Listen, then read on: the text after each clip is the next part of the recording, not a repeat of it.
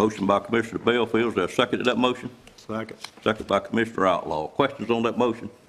Seeing none, all in favor, let it be known by saying aye. Aye. Any opposed by a like sign. Minutes stand approved. Thank you, Madam Clerk.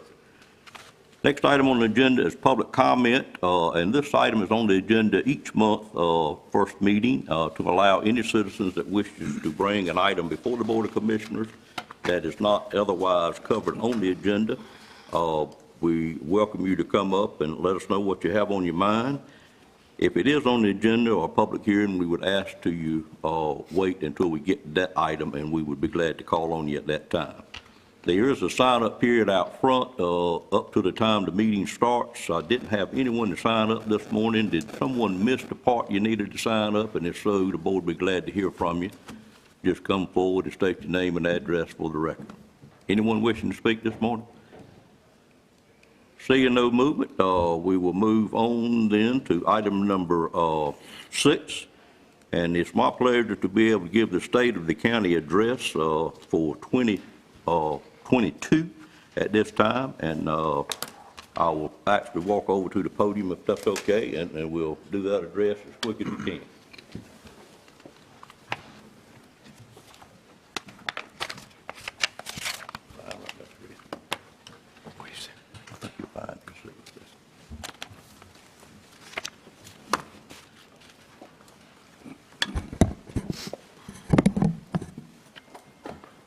To get me started right, I'm going to do it one more time. Good morning, everyone. Good morning.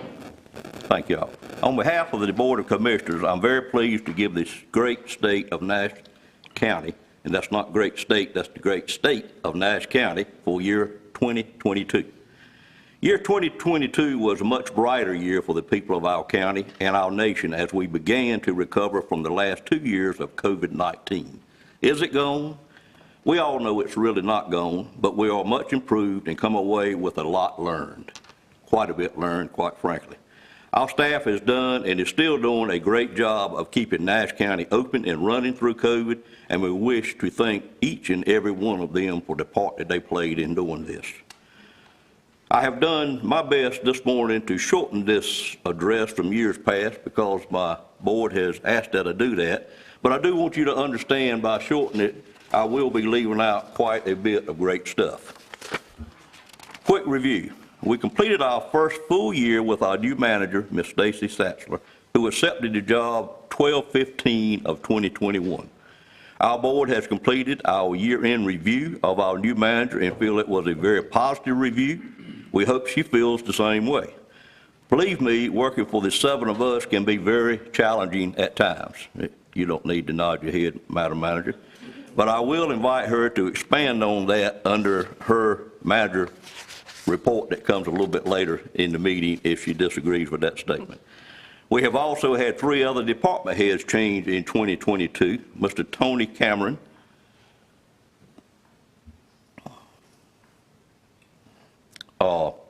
a former employee of our sheriff's office, was selected by our manager to be the new emergency services director after the retirement of Brian Brantley and the promotion of Scott Rogers.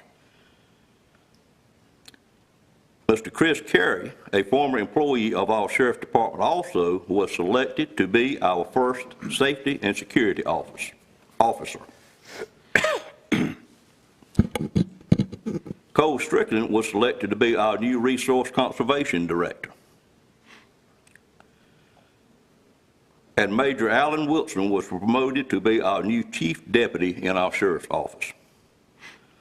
As mentioned, Mr. Rogers, former EMS director, was chosen to be our new assistant county manager by our new manager.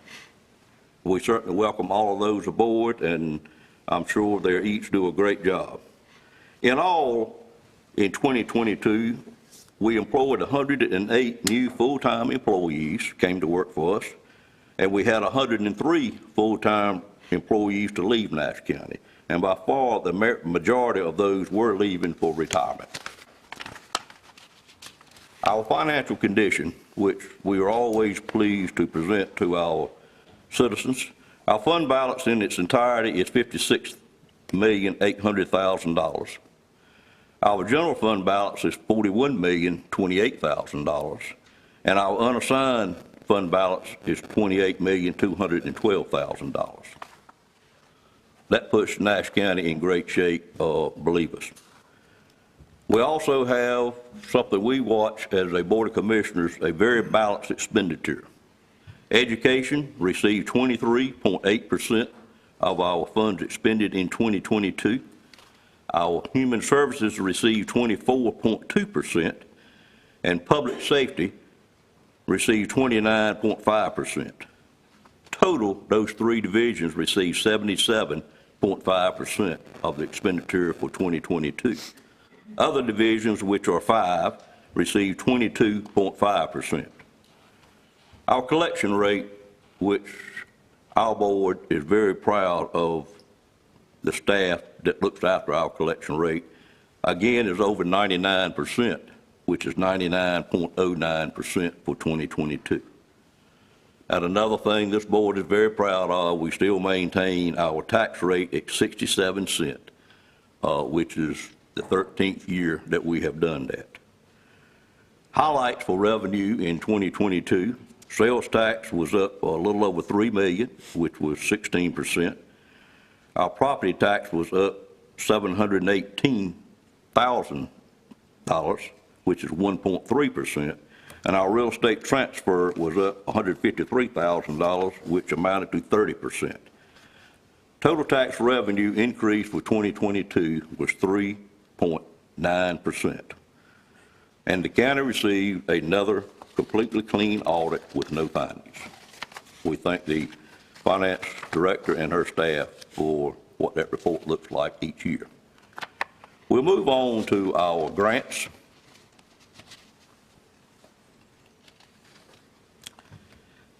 Newly secured grants in 2022 were a little over $7 million. Previously awarded grants that we are now spending was another $5.2 million for a total of $12.3 million for 2022. In addition to that, of course, we are still working through our American Rescue Plan funding, which was $18 million. And in addition to that, we received another very large grant for our water systems, which was the North Carolina Department of Environmental Quality, where we received $12.7 million grant to spend on our water systems throughout the county. In all total, that was $30.7 million in grants that we received or were working on spending in 2022. Grand total of $43 million. And that's strictly amazing to me. There's a lot of money out there to be obtained, and I think Nash County is doing a great job, as we always have, and it's helping us get a lot of things done, quite frankly, and allows us to keep those tax rates, that tax rate where it is. Just briefly on the grants, I would just say grants secured in 2022, $7.1 million. Grants administered in 2022, $5.2 million. And we also applied for another couple of grants that amounted to about $38 million that we were not successful on. One of them was a very large grant to build a new junior high in Nash County, but we will have another opportunity to apply for that later in this year. That comes from your lottery fund if any of you happen to play the lottery, and we hope we're successful on that, because that is how we were able to build the new elementary school at Red Oak. Economic development. Year 2022, we consider, is the year that our county-based economic development department became whole and fully staffed and operational. The results are simply amazing. We also got our Alliance Board established and met twice thus far, including a tour of all our county properties. If you recall, we had for many years been involved in a partnership with Edgecombe County and the City of Rocky Mount, and prior to that time, we always operated as a county department, and we returned to that about 3.5 years ago to a county department. And it takes a while to get that going, but they have done amazing stuff each year. But it is now fully staffed, and in addition to that, we have appointed members as the Board of Commissioners to serve on a board to help facilitate that operation. And as I said, we have met twice already, and we'll be meeting again the latter part of March. At the year end of 2022, our scoreboard was as follows. Announced projects, brought jobs, 330 jobs. New investments of $55 million.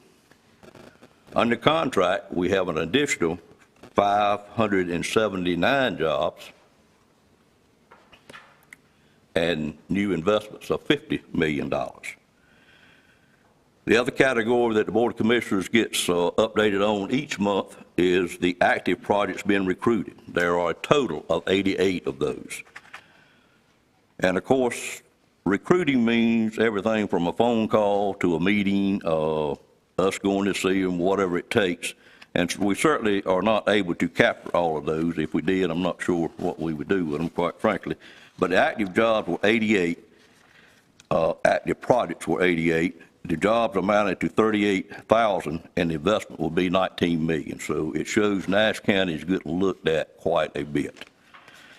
Our residential construction also continued to do very well during 2022, as we had 467 new homes built in the rural part of Nash County. And the rural part is everything but the city of Rocky Mount, because we do not issue their permits.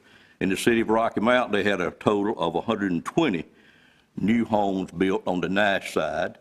Therefore, there are 587 new homes that were built in Nash County in 2022.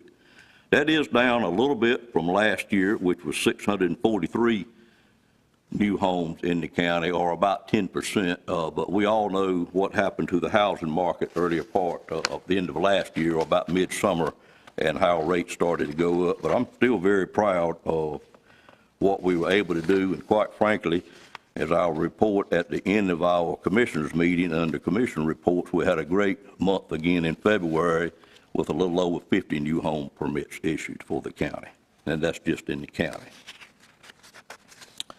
Moving on to capital projects, which is an area that we do very well in also, and I would just say this list that we're going to go through very quickly is simply amazing.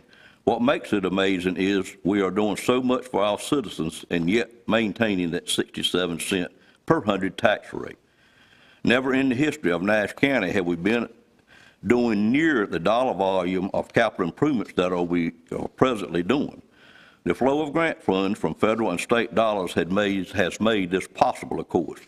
But let me tell each one of you present today and our citizens and everyone in the county, no other governmental unit gets more done per dollar for capital projects than we do here with our employee team assigned to capital projects. A quick summary of some of those projects are the Charters of Freedom, which I hope all of you have visited, was completed in 2022. What we have in progress is Central Nash Water District Wastewater System Study. We have Northern Nash Water System District Water System Study.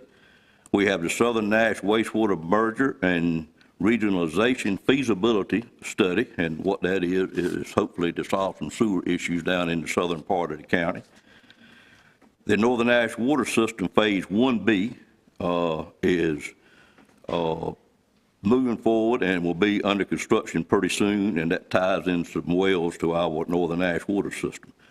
And then the Northern Nash Water System Phase 2 project, which is estimated to be about $18 million, has been designed at the present time, and I actually think we have on our agenda a little later an engineering request to approve the contract for our engineers to keep moving forward with that. Of course, I think we all know that the Nash County Detention Facility renovation and expansion is underway. That is about $20 million that the board has financed, and it has gone, I think, pretty well. I'm not sure the people and Mr. Boone and his staff that's looking after it agree with that, but it's been done pretty quietly and is on schedule, and I think we'll be utilizing some of that facility. It's done in 3 phases in the next probably 30 to 60 days. If you come up the Roundabout Avenue, Eastern Avenue between Nashville and Rocky Mount, you will see the Pet Connection Center, which was a $2.6 million project being built, and that's something that the county very sorely needed. We were very fortunate to get a donor to help fund that project, and It's moving along, and a little bit later on in this late spring or early summer, we will be having a ribbon cutting for that facility. And of course, it's located adjoining Nash Community College and will be tied in with their vet tech program, and it's just going to be a great win for all of us, quite frankly. The Dorchester Sewer System Rehabilitation Project was done with some grant funds as well, and what it consisted of, that is a pretty old system, and we just went in and hopefully bought a number of years moving forward by renovating some of the things and pumps and pipes and so forth that were involved in that. The Central Nash Water System supply wells we are looking at, and that would be putting some groundwater in our system in Central Nash as well. And then, of course, the Middlesex Corporate Park will be doing the infrastructure for Phase 2. And we will also, in the Middlesex Industrial Park, be constructing our second shell building. The first shell building has been occupied, and that's one of 3 shell buildings that we'll be working on moving forward. The 97 shell building, which is somewhere between a $5 and $8 million project, we'll be moving forward with. And the Nashville Business Center shell building, which we will join together with the town of Nashville, and the county will be funding the shell building that we'll be putting in out there, and of course the town of Nashville will be doing the site work for that.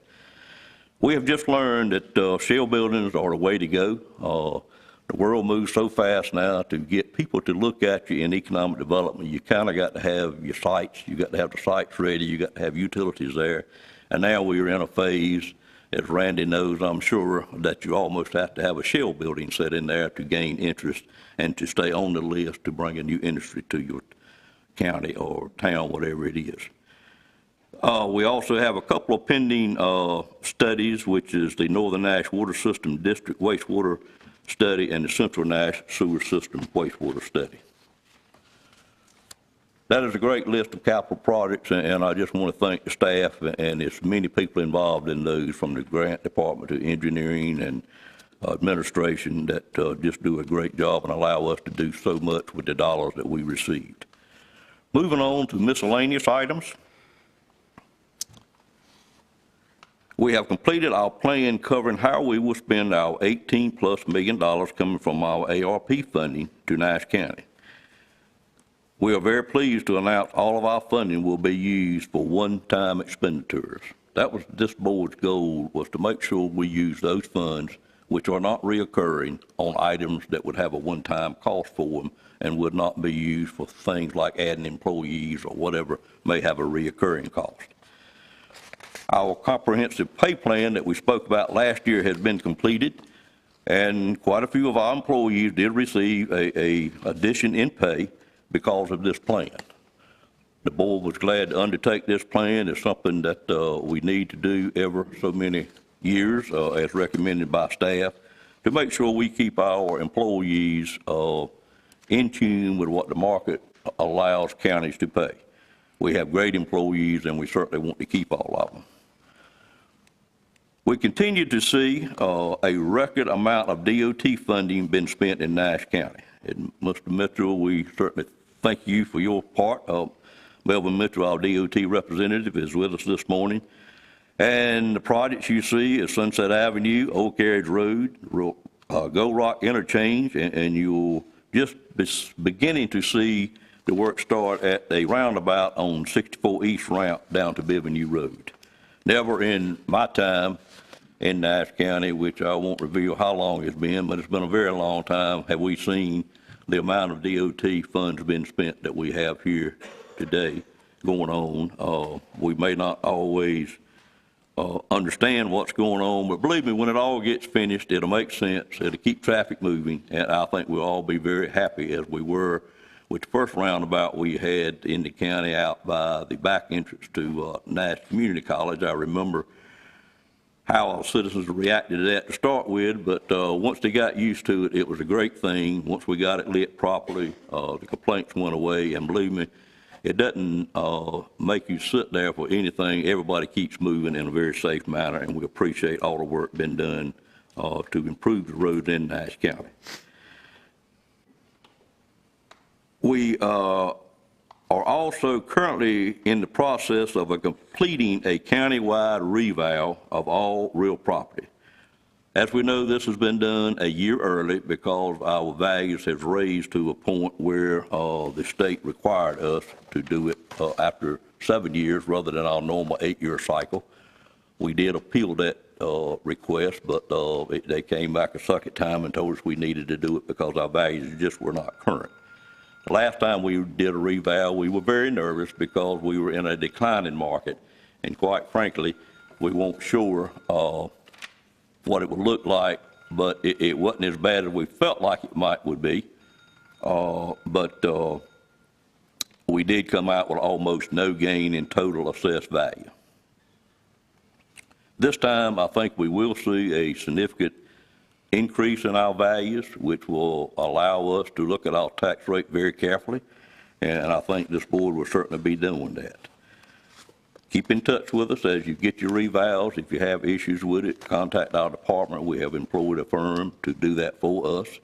They'll be the first people that would review it, and then it will go to some of our staff members and may end up with the state getting involved in it, but the final call, I think, comes to this board, and we're hoping that all appeals are resolved prior to coming to us because we have people much better qualified to do these appeals working on this than what we would do, but of course we'll be accepting their guidance as we move forward. The county, I'm very pleased to say, will be beginning its 15th Citizens Academy on March the 21st of this year. And I would invite you or any of your friends that have any interest in county government to take the time to attend one of those academies. I think I read recently we had maybe at least 3 of our commissioners that have been through that academy in earlier years. And we get quite a bit of our appointed people to go on our various boards through that academy process. In 2022, the county was able to complete its new land use development plan after an 18-month process with much involvement from the public. We concentrated on preserving our agriculture background while at the same time preparing our county for future residential growth coming our way from Johnson and Wake County. We were very pleased to get that done, and I think we ended up with a plan that the board pretty much all bought into, and I hope the majority of our citizens did it as well. The board also, during 2022, approved a new EMS shift change with some 12-hour stations for the first time ever. We were on a 24 on, 24 off schedule, which we were told was a little short time. Since they worked 24 hours, they needed more time off. The new schedule will give them 2 full days off in between. And in our busiest stations, we look very hard at going to 12-hour shifts rather than 24-hour shifts, and we'll be doing some of that as well. We continually, I promise you, work diligently to provide an acceptable speed internet service to all citizens in Nash County through our partnership with Cloudwise. This will be a combination of wireless system as well as fiber systems. We are making progress. It's a lot slower than this board would like, but when we read, everybody has the same issue. It's a very expensive item to do in rural areas because of the number of households that will serve. But it is the commitment of this board to keep working on it until we get each and every one of our citizens with a speed that will allow them to do the things they need from home, whether it be kids or whether it be workers from home in every household in the county. Our employee, through our ARP funding, did receive some hazardous pay for their work through COVID-19. We were very pleased as a board to be able to do this for our employees. As we said earlier, we did not close any department. We stayed open, and I think we did a great job of keeping the county going during the last couple of years in some very challenging times. The long-anticipated demerger, and I don't quite frankly like the word demerger, but that's been the name that has been tagged to it, but what it is about our school systems took a major step forward with the vote by Edgecombe County Commissioners to take all kids living in Edgecombe County back into the Edgecombe County school system. That will begin in year 2025. This will be approximately 1,800 children that will leave Nash County school system and return to the Edgecombe County system that live in the city of Rocky Mount on the Edgecombe side. We continue to try and negotiate a new lease with our county-owned hospital. This has proven to be very difficult, and we may need, I feel like, to look at other ways to receive a fair return on this very valuable asset that the county does own, which is Nash Hospital. UNC Nash Hospital, as it is named today. Very recently changed on that. And our award-winning senior center and our recreation department continue to do very well. A recent call from our citizens for expansion of a senior program and the number of participants in all of our sports certainly show us that they are doing great work. In our recreation, for instance, I asked Thomas to give me some numbers, and we had a total of 5,538 people to participate in our recreation programs in 2022. In year 13, we started with 1,585. We didn't have a recreation program just a very few years ago, but it has grown each year except for year 20, caused by COVID, but the numbers continue to climb, and I certainly want to thank, because this is something that I came on the board wishing for us to do, for the job that recreation has done to give our kids in rural Nash County something of structure to do, which we all know if they have things of structure to do, they more than likely be less likely to do things that we may not be desired to do. So I just want to thank that staff at Recreation for the great job they do. Our senior center, we have a total of 1,438 members presently.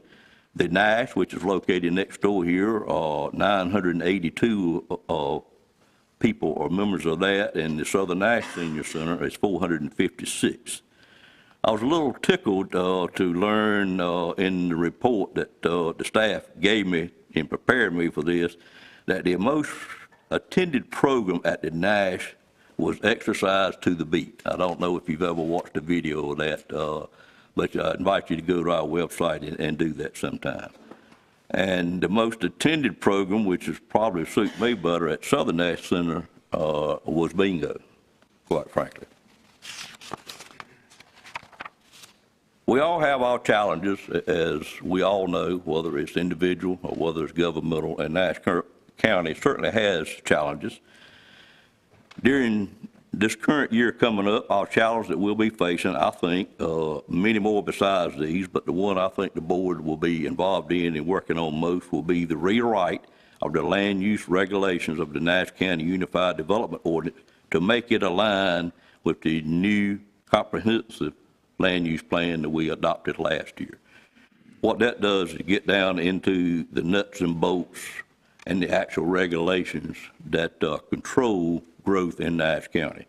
And I do think we'll be getting in a consultant very soon to start that process. We may already be close to that, I'm not sure. But we all look forward to getting that done as well, and that would allow us as a board to work together to allow development in Nash County to be done in a way that this board can all buy into as your elected officials looking after that. Another challenge, of course, is going to be the previously mentioned tax reval evaluation. That's always a challenge. Each year we do that. And we know everyone's not going to be happy at the end of it. Some of you are going to think your values are too low. Some of you are going to think they're too high. But I think we have a great team. We did change vendors that we used this year to do this, and we have a lot of experience working on the Nash County plan. And I'm looking forward to it because I think we will have very little controversy at the end of the process. Another challenge we'll have is getting ready for this school demerger. It will mostly be done and worked on by our school board and not this board, but what this board's responsibility will be is to get the districts that will need to be adjusted, taken care of, and of course we'll need to look at the funding because our county will be losing some funding that goes for those children to go back, and we've got to help the school board to work through the adjustments that they would need as it relates to human services as well as facilities and just be ready for that in 2025 when it comes. We are working on it currently with the school board, and I think we'll be ready. There's a lot of work to be done. Another thing that is a challenge for this board and more for our administration is to maintain workforce, including preparing for future retirements. The workforce this day and time, we all know if you run a business, is the most challenging it's ever been. And we do have a lot of people that have in key positions in the county that are coming up on retirement before too many more years. And of course, we encourage our administration to work on that daily to make sure we keep the quality people that Nash County is used to. I put in here candidate recruitment for this board. I'm always in favor of having people, looking people to serve on this board as well as all the other boards that we appoint people to. Our board is an aging board as well, and we have a little trouble enticing the younger people to get involved in government, but it is very important to be looking for those future leaders that we will need on every board that we appoint, plus the elected boards as well. Industrial recruitment, as I mentioned, is a very competitive process. We have done well. We want to continue doing well, and that's the best way to grow your tax base is to bring new industry to Nash County, as well as to grow the county itself, because when you have new industry, you also bring people to Nash County that will work in those industries. And another item that seems to be getting more prevailing, Mr. Durham, I'm sure you'll agree with this, is our need to defend what in most cases is frivolous lawsuits. We seem to be getting more of those each year, and we've had quite a few to deal with during this past year. A lot of them come out of our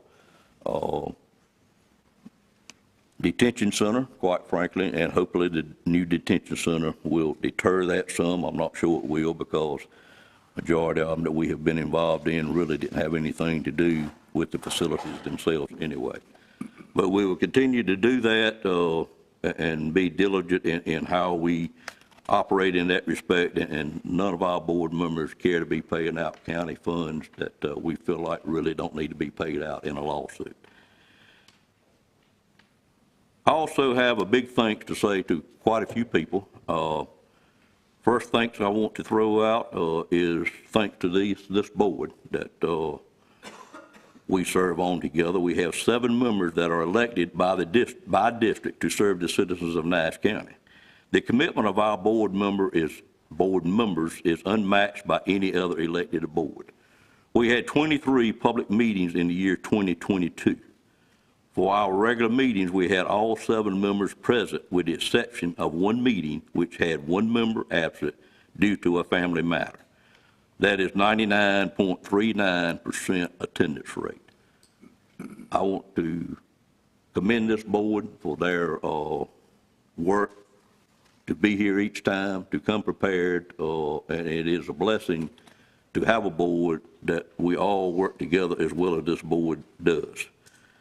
Naturally, in addition to these meetings, which we were all present at, we had hundreds of other committee meetings that we had to attend throughout the year, and we break that up, and each one of us serves on 3 or 4, 5 or 6 committees. I don't keep tally of that, and probably don't keep tally of it, or none of us do. But as your elected chairman by the board, I appreciate the job that the board does. The only thing I wonder is why Mr. Edwards, the only black and white picture he had in the screen today was of the board. He didn't, every other is colored. I want y'all to notice that. I'm not sure why that was. Just give him a hard time, but he does do a great, great job for us. A bigger thanks goes out to our employees, quite frankly. Our board is very pleased, and we know it to have the 650-plus group working for Nash County. We are in a time when no other where, we are in a time that we know that the human aspect of every organization is the most important aspect of that organization. Our, Stacy, you think you might could help Donnie with cut that phone off? You got it, sir? Okay. Thank you, Donnie. And what I was saying is, it's just become very apparent during COVID particularly how important the human aspect of an organization is. You don't have anything else anywhere near the value of what an organization's employees are. And that's where I think Nash County stands very tall. And we want to thank, as a board, the employees that we have. Are we perfect with our employees? Of course not. We have flaws. We do have room for improvement, but I promise you, we rank well above average from top to bottom with our employees, and this board wishes to thank each and every one of you. Our last thank you, of course, is to our citizens. We in Nash County have a great citizenry base of homegrown people with great values. We're also beginning to get an influx of people from other areas coming in and calling Nash County home. We welcome you, each and every one of you. Just to be able to say our tax collection rate for 2022 is 99.09%, I think is a great testimony to the kind of people our board gets to represent in Nash County. We thank each and every one of you. Without you, this board, quite frankly, would not be needed. And that is and I did get it shorter, but that is our state of the county for 2022. I would invite each board member, if they have something you wish to add, you're welcome to do that at this time. Anything any of you wish to add? Mr. Belfield? Well, great report and good progress. I just like to add one area that I hope that we take a look at in 23 is affordable housing.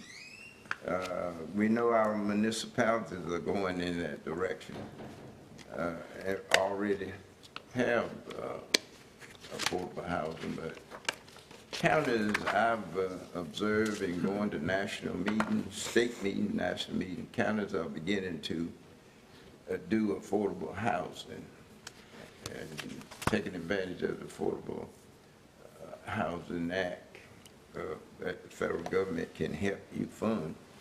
And I certainly hope that we would take a good look at that for 2023. Another thing, I don't think we're all that bad, but I've been noticing a trend where we don't have as many African-American employees in the county as we once had. I know quite a few of them retired. And we just take a look at that. And I'm not saying get rid of anybody that's in position to put an African-American in there, but when positions are open, let's consider them. Great progress that we have made in Nash County in keeping that tax rate at 67 cents. And I think that's great. Not many counties. You look for a county with that rate, you got to go to the mountains. Those small counties up there in the mountains. Or to the coast. Tax rates. Or the coast. Yeah. Well, the coast is somewhere near us. Yep. Yeah, but the mountains are many of them are below us. And that's great. Thank you, Mr. Belfield. I'm sure management heard your comments there. Anyone else wish to say anything? I'd like to agree with Mr. Belfield, and we hope that you'll continue to work forward to make our county a diverse and a most progressive county. Yes, sir. I would like to recognize, and I'm going to ask for any mayor that's with us this morning, if you would stand up for our 11 towns that we have in the county. I appreciate y'all being here this morning. Lou Harvey down at Middlesex, Brenda Brown in Nashville, and sir, you are from Whitaker's, okay? I don't think, I have met you, but it's been quite a while since I've seen you. Glad you're here, sir. And thank y'all.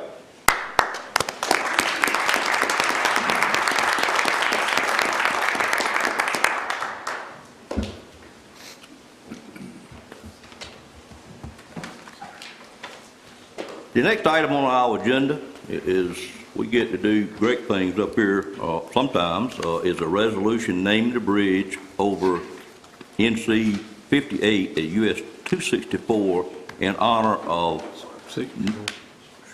did I say 264? You did. Scarlett. NC 58 and US 64, thank you, Dan, in honor and memory of Nick and Mayo Body.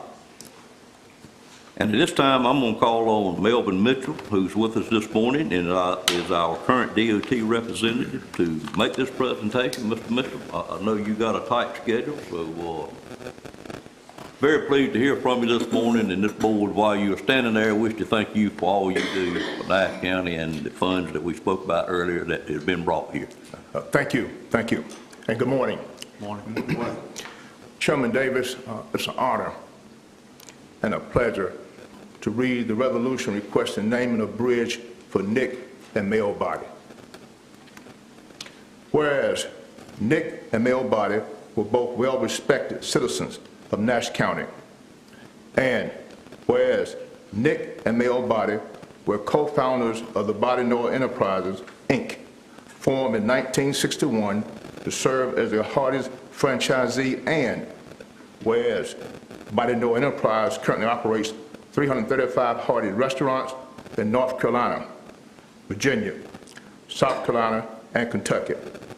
The company has approximately 10,000 employees and is the largest single private franchise company in the Hardee's restaurant chain. And whereas Nick and Mayo Body were co-recipients of the Boy Scouts of America Distinguished Citizen Award for sharing the scouting belief in leadership, determination, and value, and having contributed significantly to the growth and vitality of the community. And whereas Nick and Mayo Body were inducted into the Twain County Hall of Fame in recognition for their significant contributions in life in Nash County through their energy, efforts, and inspiration. And whereas the action, life, and legacy of Nick and Mayo Body serve as a worthy example for all citizens of Nash County, and a fitting memorial to their memory has been requested and is well deserved and long overdue. Now be it resolved by the Nash County Board of Commissioners that is hereby request that the North Carolina Board of Transportation name the bridge over NC 58 at US 64 in Nash County in the honor and memory of Nick and Mayo Body, and that appropriate signage be erected and placed at the site. Adopted the 6th day of March 2023. Robert B. Davis, Chairman, Nash County Board of Commissioners. Janice Evans, Clerk of the Board. Thank you, sir. Mr. Melvin, as you know, this board is just a part of this process, and our part that we're pleased to do is to adopt this resolution, and we will send that to DOT, and it's DOT that officially takes the action to move forward with the signage and so forth. So we hope you'll endeavor your seat on the board to get this done for the bodies who we all know very well. I would like to say that Mayo Jr. is with us this morning. He did not want to address the board, but thank you for being here this morning, Mayo. Thank you all very much. Yes, sir. Mm-hmm. And so with that said, I would entertain a motion to approve the resolution. Moved by Commissioner Wilkins, second by Commissioner Belfield. Any questions on that motion? All in favor of that motion, let it be known by saying aye. Aye. Any opposed by the like sign. Motion carries, and thank you, sir. We'll get the paperwork to you very quickly. Thank you, Chairman Davis. Thank you, sir. We could talk all morning about what the bodies, Nick and Mayo, have done for Nash County. I think it's been well documented, and the one thing that I found about the bodies in my dealing with them all these years is they were always very unselfish for the regard of the wealth of all people in Nash County. That's one of the things that I will always remember about them. They helped us in many, many ways through many organizations. I don't remember any organization that helped the needs of Nash County and all the people of Nash County that those two gentlemen were involved in significantly. So we certainly appreciate that. Mr. Chairman, Yes, ma'am. I just wanted to say congratulations too, because they were awarded the Spirit of 2020 Tar River 2022 by United Way. I saw that on yesterday. Okay. All right. United Way Tar River. So they have been a permanent fixture in the community for a long time. Sure have. All right, with that said, we will move on to item number 8, and I'll call on Andy Haggie to introduce our speaker. Andy, good morning, sir. Good morning, everyone. I have the pleasure of introducing Ryan Combs, Executive Director of the Research Triangle Regional Partnership. Nash County has had the pleasure of also being a member of the regional group for over 3.5 years. RTRP provides the county some substantial marketing exposure to national and international markets and companies. And we've worked well, and I think Ryan's got a great presentation here to give you an even broader look at what his group does. And again, Nash has been benefiting from these efforts, and especially on an international level, through experts talking today with recent events in Europe and with the war, as well as high energy prices. Companies in the European markets are even looking at the U.S. for even more than they were due to COVID and supply chain issues. So it's good to have Nash County involved with an outreach that goes national as well as international. So, Brian, it's all yours.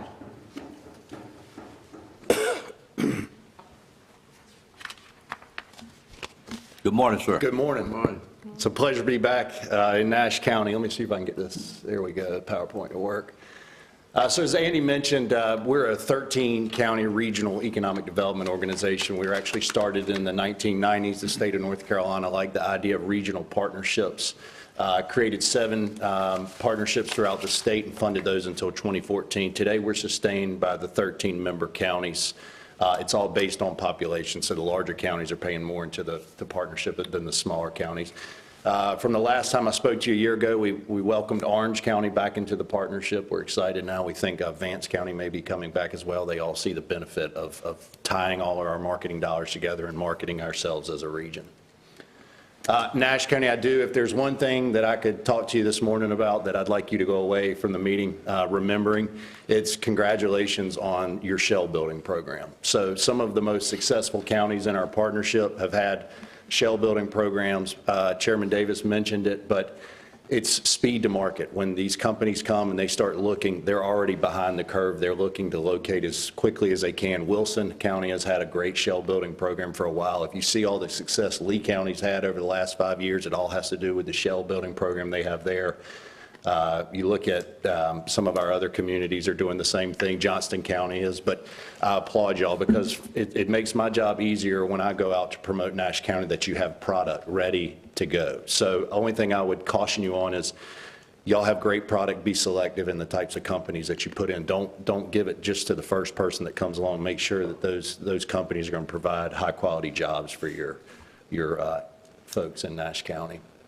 So our primary audiences that we're reaching out to are site selection consultants. There was an article done in the Wall Street Journal that said over 70% of all companies, when they're looking to expand or relocate, use some type of site consultant. We go straight to C-suite executives through digital marketing campaigns, and then we host a lot of international groups and fly all over the world to promote our region.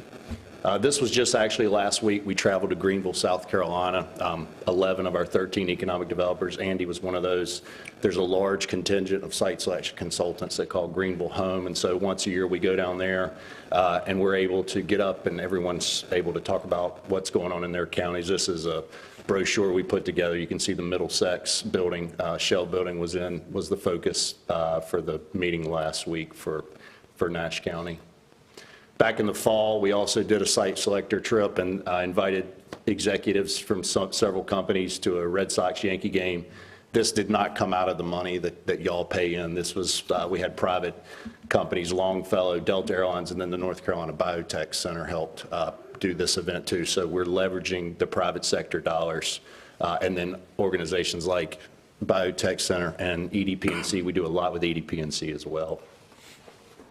Andy mentioned it, if you look at the geopolitics of the world, what's going on, we're focusing our efforts mostly on Western Europe. There has been a huge uptick in activity of European companies wanting to locate in the United States. So we have to get out and we have to tell our story, because believe it or not, if you get outside the state of North Carolina, people can't even tell you where North Carolina is on a map.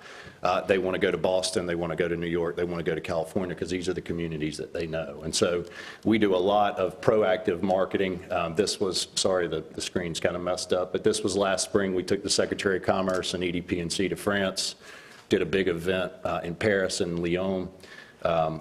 We go to other markets as well. We do lunch and learns where we work with our U.S. Commercial Service to introduce the Triangle region of North Carolina. So Vienna, Austria, we went to Dublin. We went to Basel, Switzerland just a couple of months ago. And so we're out promoting and telling companies, hey, there's other places in the United States besides these large markets that you're accustomed to that you can do business in. Last year, we hosted a diplomatic reception in Washington, D.C. We had 18 ambassadors come to the one reception just to hear what was going on. We had both our U.S. senators and 3 members of Congress join us for the reception. We also hosted a large contingent of American Chambers of Commerce from Europe. We had 24 countries represented there. They came to the Triangle last spring. And so what are we selling? We're selling all the different types of clusters we have. Obviously, life sciences is what we're really known for the most around the world, but technology is also up and coming. If you noticed in Wake County, or in the Wake and Durham County, you've got Google, Apple, and even Meta in 2 weeks ago announced they were going to build a hub in the Triangle. Advanced manufacturing is what we're really selling hard, and then clean tech. But ag tech is an up and coming cluster that I'll talk a little bit more in depth about. But, the life science industry, clearly the hottest industry we have here. A lot of companies, a lot of those European companies are looking to do manufacturing here. So we've already have over 600 companies that call this region home. So we continue to pound the pavement and promote the life sciences. Cell and gene therapy manufacturing. If you look on here, Beam Therapeutics and Pfizer, those are Lee County. Beam Therapeutics was a company in California. Lee County had a shell building that met the requirements they were looking for, and they pulled the trigger. They didn't even have the building finished when Beam bought the building. So you're positioning yourself perfectly for what's coming this way. And you can see biomanufacturing growth in North Carolina over the last few years, where it's headed. And then this is what I'm really passionate about. This is where we're spending about 50% of our marketing dollars this year is around agriculture technology. When we talk about ag tech, we talk about plant science, animal health, food tech, and ag data science. And so what we're doing right now is we've created this large digital marketing campaign. Believer Meats is actually it's a company that's going to Wilson, and it is a cell-cultured meat company. And so they take the cells off the back of a chicken or off the back of a cow, and they actually grow the meat in a Petri dish, and then you're going to be able to buy it at the grocery store.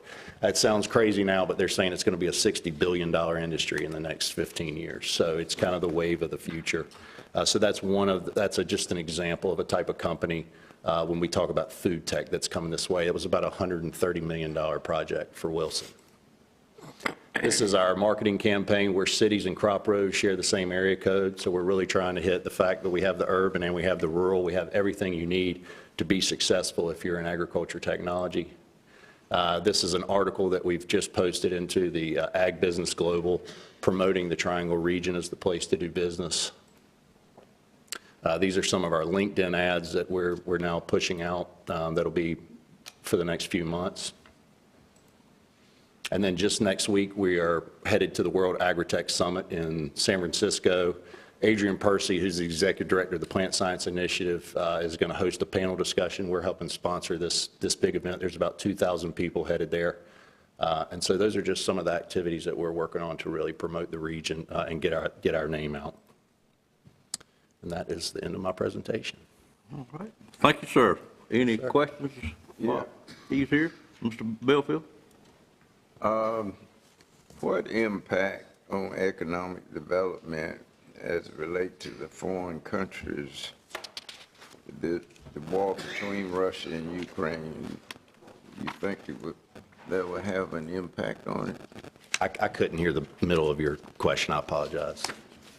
What impact do you think the war between Russia and Ukraine is going to have on economic development worldwide? I think if you look at the trend of where countries are aligning themselves, and I think we've seen this trend with China, the fact that they're aligning themselves with Russia. I think European countries are now having to choose whether they're going to go toward Russia and China or come to the United States. The United States is the #1 place people want to do business, #1 market in the world. So I think this speeds up, and it helps companies in Europe decide it's safer to do business in the United States than it is to align with these other countries. Well, what are some of the challenges of business?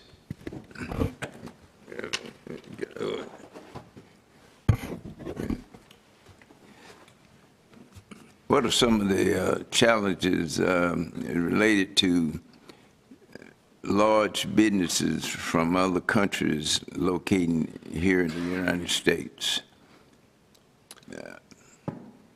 The largest challenges? I don't think there are any challenges. I think the United States has done a tremendous job of making ourselves accessible. I mean, companies it's easy to come here. I mean, we have probably seen a 30 to 40% uptick in the last year and a half of projects coming from Europe. But I mean, obviously, workforce is the biggest challenge, and that's a challenge everywhere. And so we talk a lot about our community college system and how we were able to train. Access to capital is always tough, but for us, I think we've got the secret sauce. We've got land, we've got buildings, we've got workforce, we've got great incentive programs at the state and county and local level. So I think we're in a win-win right now. I'll tell you the reason I asked that. Large companies, and they have manufacturing several places. And sometimes when they have a challenge, they'll shut one down. And over 1,000 people or more out of work. And for some reason, some can get employment and some stay unemployed for quite some time. So I have a concern for that. And that's why I was asking you about challenges of coming from large companies in foreign countries that are located here in America. And if they decide that things are not going the way they want, or it's in our best interest for satisfying our stockholders, that we're going to shut one down and then relocate. Maybe it's the one in the United States that we may decide to close, and those people are out of work.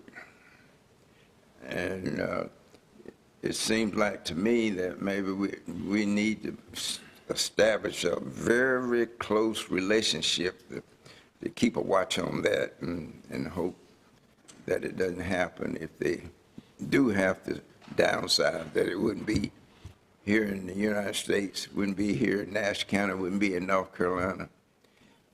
And do you track them once we get them, we get these industries in? Because I've mentioned this before about establishing a good relationship and with the hierarchy and those that's handling different regions, so that hopefully that wouldn't happen.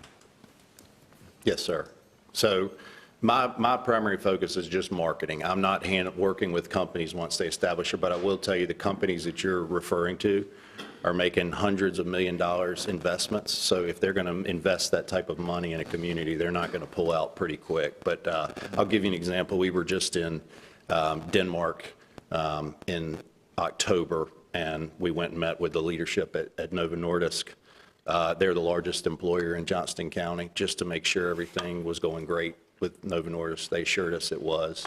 But you know, the Department of Commerce, some of our, even the community college presidents. I know I'm very good friends with the president of Wake Tech Community College. He said not a day goes by he's not talking to industry in Wake County. So obviously, it is something we have to keep tabs on to make sure companies are happy. But I think like I said, I think y'all are doing a great job keeping taxes low. The state's doing a great job keeping taxes low. People are flocking here. 64 people a day are moving to the Triangle. We're record tax collection in the state. So I think we've got a lot of stuff going for us right now. Well, I just think that we all that's working in the area of economic development, we have summits sometime when we get together, that these are some concerns that ought to be looked at as to how we handle situations like that. Yes, sir. I would leave on one note that over 70% of all economic development announcements are expansions. So taking care of the companies that you already have here is crucial. Other commissioners have a question of Mr. Combs before he leaves? Mr. Aaron? Well, you mentioned that we're on the right direction as far as with shell buildings. What other challenges do you see as far as Nash County here that we might can improve on to make our county more attractive, whether it be, well, whatever you have seen and shared with Andy, Yes, sir. things that we might need to do to enhance what we're already doing? Yes, sir. I think you're on the right path with Wi-Fi, broadband internet for the entire county. Obviously, you need the shell buildings, but you also need water and sewer. You need gas. So all those types of things are very important when it comes to economic development. You're on the right path. I see where some of our communities have not invested, and it's really hard to sell those communities, but y'all are getting a lot of looks now because you have available products. So I applaud y'all for being proactive there.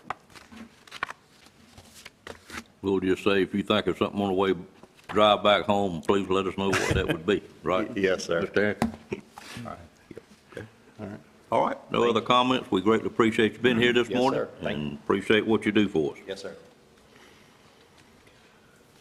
Our next item on the agenda is the second public hearing, conditional use rezoning request, CZ 221201, Davis Little. And I was contacted very, very recently by this applicant, and I think he wishes to speak to the board at this time. Mr. Davis, before I move forward with a public hearing, come forward and let us know what you got on your mind about this, and then I'll know how to proceed. Thank you, sir. And this is a new endeavor for me to be able to stand before the commissioners. It feels much more natural if I were standing behind a pulpit and asking you guys to open up your hymnals to sing. And don't take this wrong, but some of you guys kind of look like some of the folks in my Baptist church, okay? But with that in mind, I'm going to move on, okay? Fine, thank you, sir. My name's Phil Davis, and with my business partner, Melanie Little, we own Davis Little Funerals. And we would like to respectfully withdraw our petition to rezone the property that's been in question. It's located on Halifax Road. And if I may, I'd like to just respond briefly to what brought us to this point. And the only reason I want to be able to respond to it is because I want to be able to walk away, and I want to be in good standing with the commissioners. I want to be in good standing with the planning board, and also in good standing with the Westmount community. But we originally chose the Halifax Road property based on what we thought would be an ideal location for us and for the families that we serve. However, the receptivity hasn't been quite as welcoming as we would have liked it to have been. And I think that maybe some of that is because there were some emotionally charged buzzwords that may have contributed to that. We are a business deeply rooted in service, and we absolutely do not want to be anywhere that's going to cause any discomfort or distress for our neighbors. And if we can't serve in a community where our business is located at, then that's probably not the ideal place for us to be. So even though that the state does allow for funeral homes to be in rural areas to operate with on-site septic systems, it does come with a lot of requirements that would be challenging and time-consuming for us, and we're just not willing to sacrifice any time that we need to give to our families to be able to press forward with this one.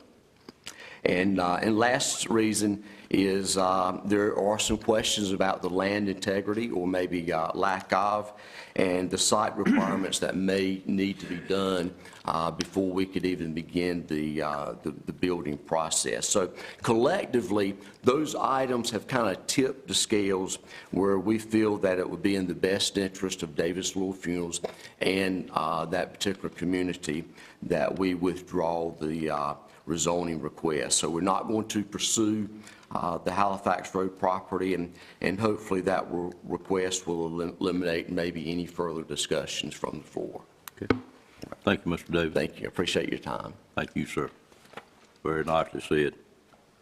Mr. Tyson, do you want to give us anything you need to do to get us in the right place on this item? A couple things that I would note. The first is that the actual applicant for the rezoning is the property owner, Mr. Donnie Weaver, behind me, and his daughter, Ginger Robles. I am assuming that they are also in agreement with withdrawing the request. This would, if approved, it would very narrowly approve this use of the property for a funeral home, and so I don't think that it would be in their best interest to go forward if Mr. Davis and Ms. Little are not planning to develop that property. So I did just want to note for the record that the actual applicant is the property owner. Secondly, I want to assure anyone who was present for today's public hearing that if the applicant were to change their mind, that they would assuredly receive further public notices from my office of a new public hearing. The zoning of that property cannot be changed without a public hearing process. And so if there's any change to the status from where we leave it today, they would be advised by my office through the same channels as before. Signs posted on the property, legal ads in the newspaper, and letters to the property owners within 600 feet of the property. So there's no need to be concerned that anything will go forward as far as rezoning this property without additional public notice from county government. Mr. Tyson, the first item you mentioned, I don't quite know how to proceed. Mr. Durham, do we need to have Mr. Tyson discuss it with the applicant, or tell me? He should confirm that with the applicant and the owner if he's here. Okay, the owner of the property and applicant is here. To withdraw it, it actually needs to come from the person that Mr. made the Weaver. application. Okay. I can move to another item. Do you want to discuss this outside with, well, you're next on there. Why don't I move to a different item a little bit further down? You take Mr. Weaver outside and discuss it with him. Mr. Weaver, are you understanding where we're at, sir? What did he say? What did he say? Okay. I'll explain it. Right. And then we'll come back. Okay. I'll move on and skip your items and move a little bit further down.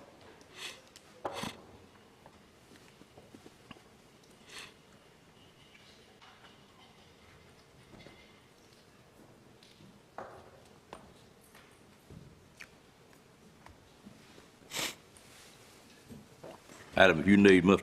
Davis or Ms. Little, just let them know in the process. Okay.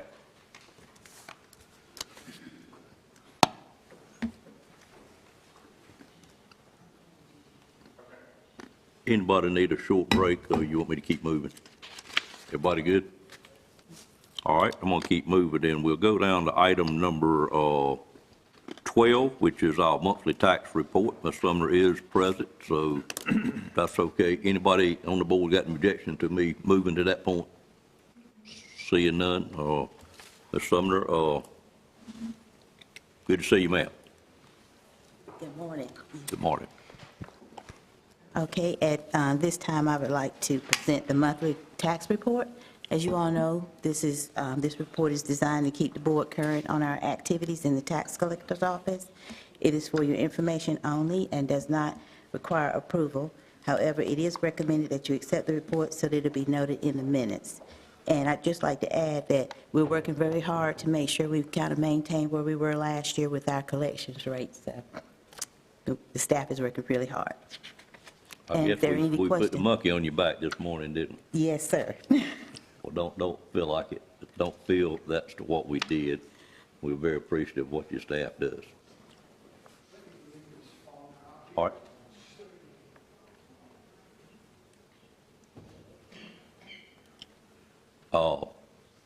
Any questions on on this report?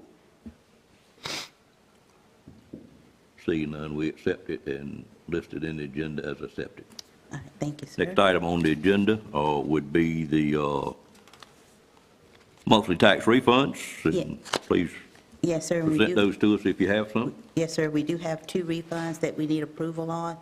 The first refund is for a downtown incentive grant program, and then the second one is for a account that was billed in error, and they have paid the taxes, and we just need to issue that refund back.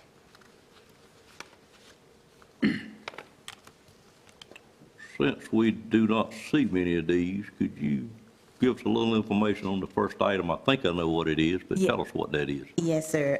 This is part of Rocky Mount's Downtown Incentive Program, and the purpose of the Downtown Rocky Mount Development Incentive Grant is to encourage reinvestment in downtown Rocky Mount.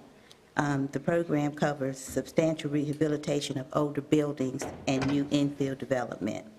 So it's trying to encourage redevelopment of old buildings that are vacant in Rocky Mount, downtown Rocky Mount. Do you recall us having, seemed like we may have had one or two of these before. We have. Okay.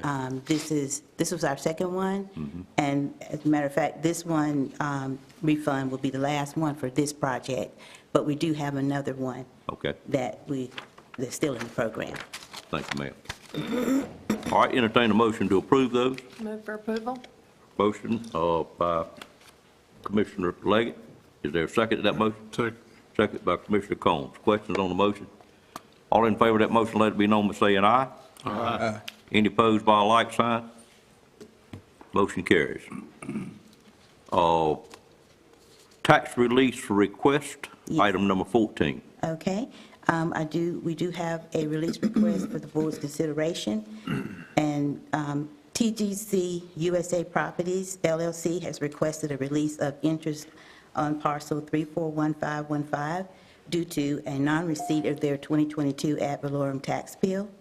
After reviewing the matter, including consulting with the School of Government, our office determined that this matter was the result of a previously unknown software limitation regarding the processing of international mail. The response from the School of Government indicated that technically, per North Carolina General Statute 105-348, the failure to receive a tax bill does not normally justify late payment. However, if the failure was the fault of the county due to a data entry error, then it's in their opinion that most counties would agree to waive the interest, acting under North Carolina General Statute 105-381.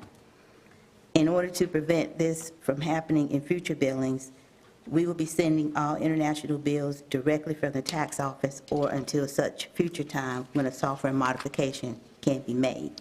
And what's happened here on this is they did not receive their tax bill. They have their Canadian address, and it did not make it to them. Due to Nash County's, Yes, due to a Software. software Okay, all right. issue. so your recommendation is, That we could do this under the North Carolina General Statute 105-381, probably Section A and 1 for clerical error. okay, thank you. Entertain a motion to approve this request. So moved. Moved by Commissioner Outlaw, is there a second? Second by Commissioner Bellfield. Questions on the motion? All in favor of the motion, let it be known by saying aye. Aye. Any opposed by a like sign? Motion carries, ma'am. Your request is approved. All right, thank you, sir. And while you're there, let's take care of And the final 15. item that I have is to establish the date for the Board of Equalization and Review. As described in North Carolina General Statute 105-322, Section E, the Board of Equalization and Review shall hold its first meeting no earlier than the first Monday in April and no later than the first Monday in May. It is recommended that the board schedule the first meeting of the Board of E&R on Monday, May the 1st, 2023, at 11 a.m., and adjourn for the purpose of accepting appeals at its second meeting on June the 5th, 2023. Okay. And that has nothing to do with eval, that's all normal. That is our normal Board of E&R. Yes, sir. All right, you've heard the request, entertain a motion for that. Motion to approve is recommended. Okay. Have a motion by Commissioner Combs, there a second? Second. Second by Commissioner Wilkins. Commissioner Wilkins. Yes. Following up on your request here. All in favor of that request, this motion, let it be known by saying aye. Aye. Any opposed by a like sign. Motion carries. Thank you, ma'am. Thank you. Mr. Tyson, you need us to come back up to you, or what you need at this time? We back on item number 9. Yes, sir. During the pause, I discussed it with Mr. Donnie Weaver, who is the property owner and the applicant for conditional rezoning request CZ 22-1201. And based on the prospective purchasers of the property's desire to withdraw this request, Mr. Weaver has agreed. Mr. Weaver, for the record, could you give your consent to withdraw this rezoning from today's agenda? Yes. Thank you. Thank you, sir. That's all we need to do, correct? Yes. Do you need a motion for that, or are you good? No, we're good. Okay. All right, with that said, we'll move from item number 9 to item number 10, which is the public hearing on conditional rezoning request CZ 230201 photographic studio. Ms. Tyson? Photography studio, excuse me. The subject property is highlighted in red on the aerial photo on the left side of your screen and highlighted in yellow on the zoning map on the right-hand side of your screen. This is a 4.66 acre tract of land currently owned by Joshua Hancock and Mary Gorey. It's located at 12731 Edwards Road, north of the town of Spring Hope. You can see it is a portion of a larger, approximately 31 acre area shown in this red color on the zoning map that was rezoned back in September 1997 to general commercial conditional use, specifically for the development of the 9-hole, 24-hour illuminated Willoughby Lane Golf Course. That golf course, of course, is no longer in operation. The subject property here contains, which is just a portion of the overall golf course, contains the former clubhouse pro shop building, as well as a swimming pool, which was permitted later in May 2003 by an amendment to the conditional rezoning. The facility is served by a private on-site well and septic system. The property owner, Mr. Hancock, Ms. Gorey, have submitted this rezoning request specifically to add photography studio as a permitted land use in addition to the already existing golf course and swimming pool. This is a closer view of the actual portion of the property that will be rezoned. That's the clubhouse, pro shop, and then the swimming pool there. The photography studio would operate within that existing building, and the applicant is not proposing any significant external changes to the structure or the site as part of this request. This is a conditional rezoning request, so it allows for the attachment of reasonable site-specific development conditions. The area of the property that is to be used as a photography studio is designated by our recently adopted future land use map as residential agricultural area. You'll note that there is some blue water protection and natural resource area that is included in the property, but the existing structure that is to be utilized is on the other side of the property and does not interact with that area. So it is clearly in the residential agricultural area. The request is consistent with some recommendations of the plan for limited non-residential uses in this area, but it's inconsistent with a couple others. It's consistent because the property has frontage along and direct access to Edwards Road, a state-maintained secondary road. The existing building is separated from adjacent residential development, and the site is mostly screened from view by existing vegetation. You have some thick woods to the northeast here and a planted row of screening trees along Edwards Road.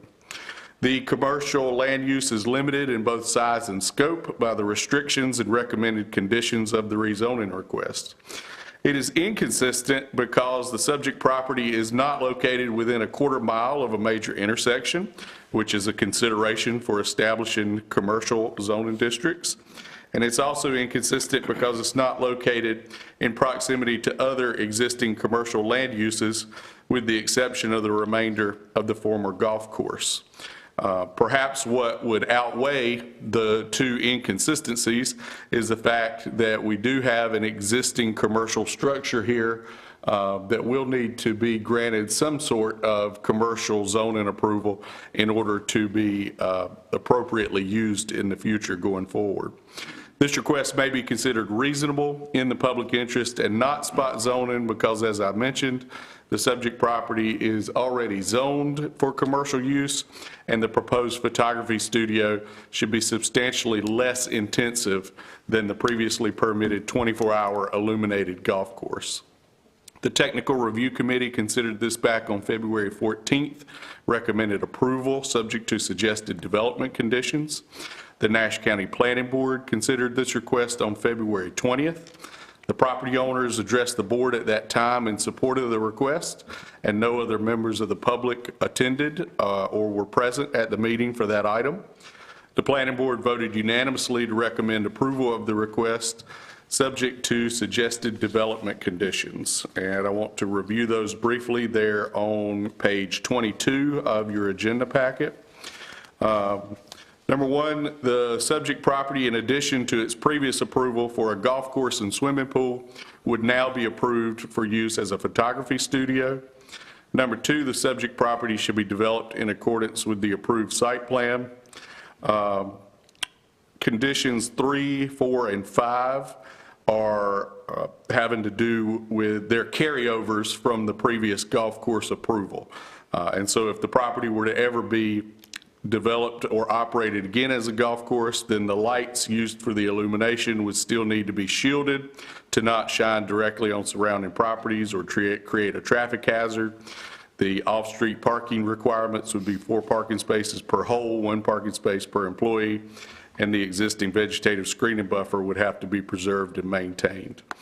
So those 3 conditions are holdovers or carryovers from the previous approval of the golf course.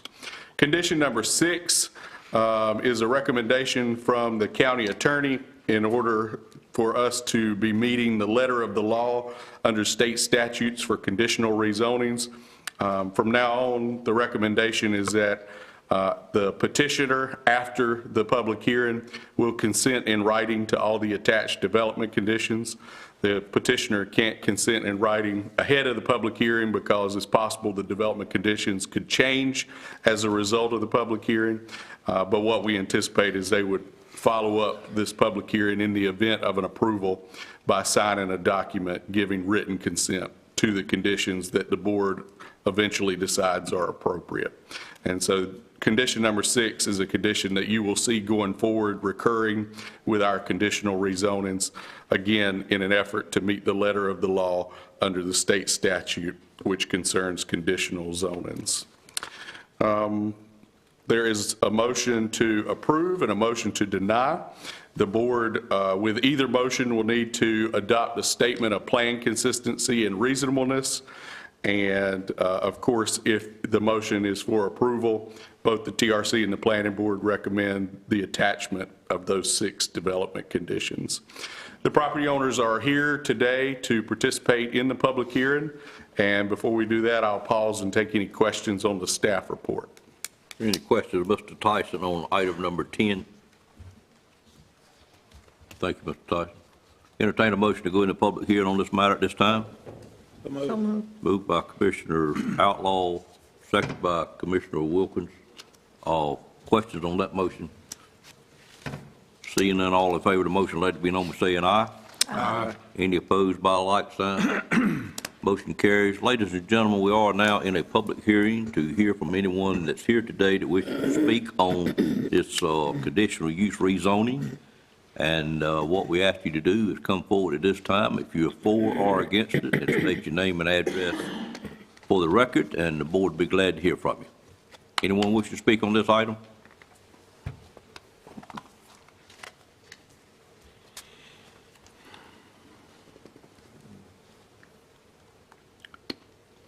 No speakers on this item? All right, entertain a motion to close the public hearing at this time. So moved. Motion made to close the public hearing by Commissioner Leggett, seconded by Commissioner Belfield. Any questions on that motion? All in favor of the motion, let it be known by saying aye. Aye. Any opposed by a like sign? Public hearing is now closed. Any other questions from a board member of Mr. Tyson? Seeing none, entertain a motion for the liking of the board. Mr. Chairman, I'd like to make a motion to move that the Nash County Board of Commissioners adopt the statement of consistency and reasonableness and approve this amendment. Okay. I have a motion Second. from Commissioner Ayrton, second by Commissioner Combs. Any questions on the motion? I've got a question. Sure. Would the applicant still be required to keep up the parking requirement for golf course if they're not operating a golf course? The parking requirement would probably revert to a ratio in the ordinance for a business like a photography studio, which would be based on the square footage of the customer service area. But in this case, I think that there is dirt parking outside the building that the applicant intends to continue to use, and there's no significant expansion of a parking lot planned. Thank you. Other questions? Seeing none, all in favor of the motion, let it be known by saying aye. Aye. Any opposed by a like sign? Motion carries and the property is rezoned. Thank you, sir. And to the property owners, I'll be following up with the document that requires your signature on those conditions. All right, item number 11 is a public hearing on the UDO text amendment request A230201, off-site wastewater. This is a text amendment that is a result of discussion at our last commissioners meeting, specifically on a similar text amendment. On February 6th, the board approved an amendment that would allow for shared off-site wastewater systems to serve multiple residential lots or structures. That amendment was adopted, but as a part of that amendment, there was a discussion about a piece of our existing ordinance that has to do with off-site wastewater systems serving individual residential lots or structures. If you'll recall, that text amendment proposed a minor change to those requirements.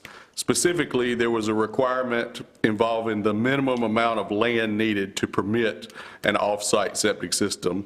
And because of the way it was currently worded, it was difficult to enforce. The board chairman expressed a desire to not necessarily eliminate that provision, but to revise that requirement so that it would be practical to enforce. The previous text amendment recommended eliminating it. The board did approve that request. I think we forgot to revisit that point when we got to the motion portion. But nevertheless, the statements of the chairman were heard and taken into account, and so the Planning Department and the Environmental Health Division have collaborated on this proposed text amendment, which is intended to adjust that minimum land area requirement to make it practical to enforce. So the text amendment is on the screen before you. This entire section has to do with off-site wastewater systems for an individual lot or principal structure, meaning that you have a house and for whatever reasons, the septic system serving that house needs to be located on an adjacent piece of property.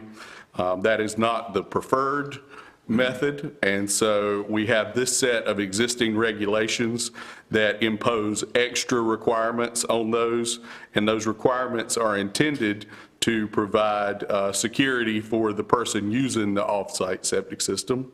There's no changes to letter A. You'll see the changes are highlighted. In letter B, we make a change just to correct the name of Nash County Environmental Health from Nash County Environmental Services. In letter C, we change the word primary to initial for reasons that will be evident in letter D. The main change here is previously the ordinance read an area 3 times the size of the minimally recommended requirement by Nash County Environmental Services shall be set aside on the special purpose lot for the off-site system. The difficulty is that Nash County Environmental Health does not recommend a minimum amount of land. They approve a specific design for a specific septic system that is customized for those particular soil conditions at that particular site. So it is difficult to refer to a standard amount of land and then multiply that by 3. So the text amendment today would read, an area large enough to accommodate, first, the initial septic system, second, a primary repair area, which if you look up at letter C, the repair area has to be installed at the same time as the initial system. That's part of the current requirements. And then thirdly, a secondary repair area. So in case the initial system fails and the primary repair system fails, then there's an area set aside for the installation of a secondary repair area. Both the Planning Department and Environmental Health felt that this was equivalent to requiring 3 times the size. So essentially, we believe that this gets to the same intention as the original language, but because it refers to a system design instead of an amount of land, it will be more practical for the health department to enforce. I should also note that very little of this is done in Nash County. The overwhelming majority of septic systems are on the same lot that they serve. And most of the time when we have to deal with this, it's a situation we've inherited where someone has discovered for the first time that their septic system is on another property because it was permitted a long time ago when the location of property lines was a little more fuzzy than it is today. The final change there is in letter E, also updates the name of Nash County Environmental Services to Nash County Environmental Health. So hopefully this text amendment accomplishes what the ordinance was already intending to accomplish, but this minor change in language will make it more practical for the health department to enforce. The land development plan, which we're required to consult anytime we amend the ordinance, this particular request is neither consistent nor inconsistent with the plan because the plan does not specifically address this particular situation of the minimum land area required for off-site wastewater systems. The Technical Review Committee considered this on February 14th and recommended approval. The Planning Board considered this on February 20th. There were no members of the public addressing the board at that time with regard to the request, and the Planning Board voted unanimously to recommend approval of the request. This is a one-motion process to approve or deny the text amendment, and of course we'll need to, along with that, adopt the Statement of Plan Consistency, which recognizes that this particular amendment is neither consistent nor inconsistent. And now, prior to the public hearing, I will pause and take any questions on the staff report. Any questions, Mr. Tyson? I got one question. Yes. In E, the ORC, who would that person or persons be? That would typically be a person that is employed by a company that operates community water systems or community septic systems, essentially private septic systems if you have a subdivision that's on a shared well, or they have shared aggregate septic systems. In this case, if you had a homeowner, they would need to have a relationship with a company that employs an operator in responsible charge, a person who is trained to perform maintenance and inspections on these septic systems, and then that person would be required to report to the Environmental Health Department as to the health and functioning of that system twice a year. So it's a requirement with a shared system like this that you have someone responsible documented on record. That's right. And that person has to have the appropriate training to have the title in North Carolina as an operator in responsible charge. Thank you. Other questions? Thank you, Mr. Tyson. Entertain a motion to go into public hearing on this matter. So move to go in public hearing. Moved by Commissioner Wilkins, second by Commissioner Belfield. Questions on the motion? All in favor of the motion, let it be known by saying aye. Aye. Any opposed by a like sign? Motion carries.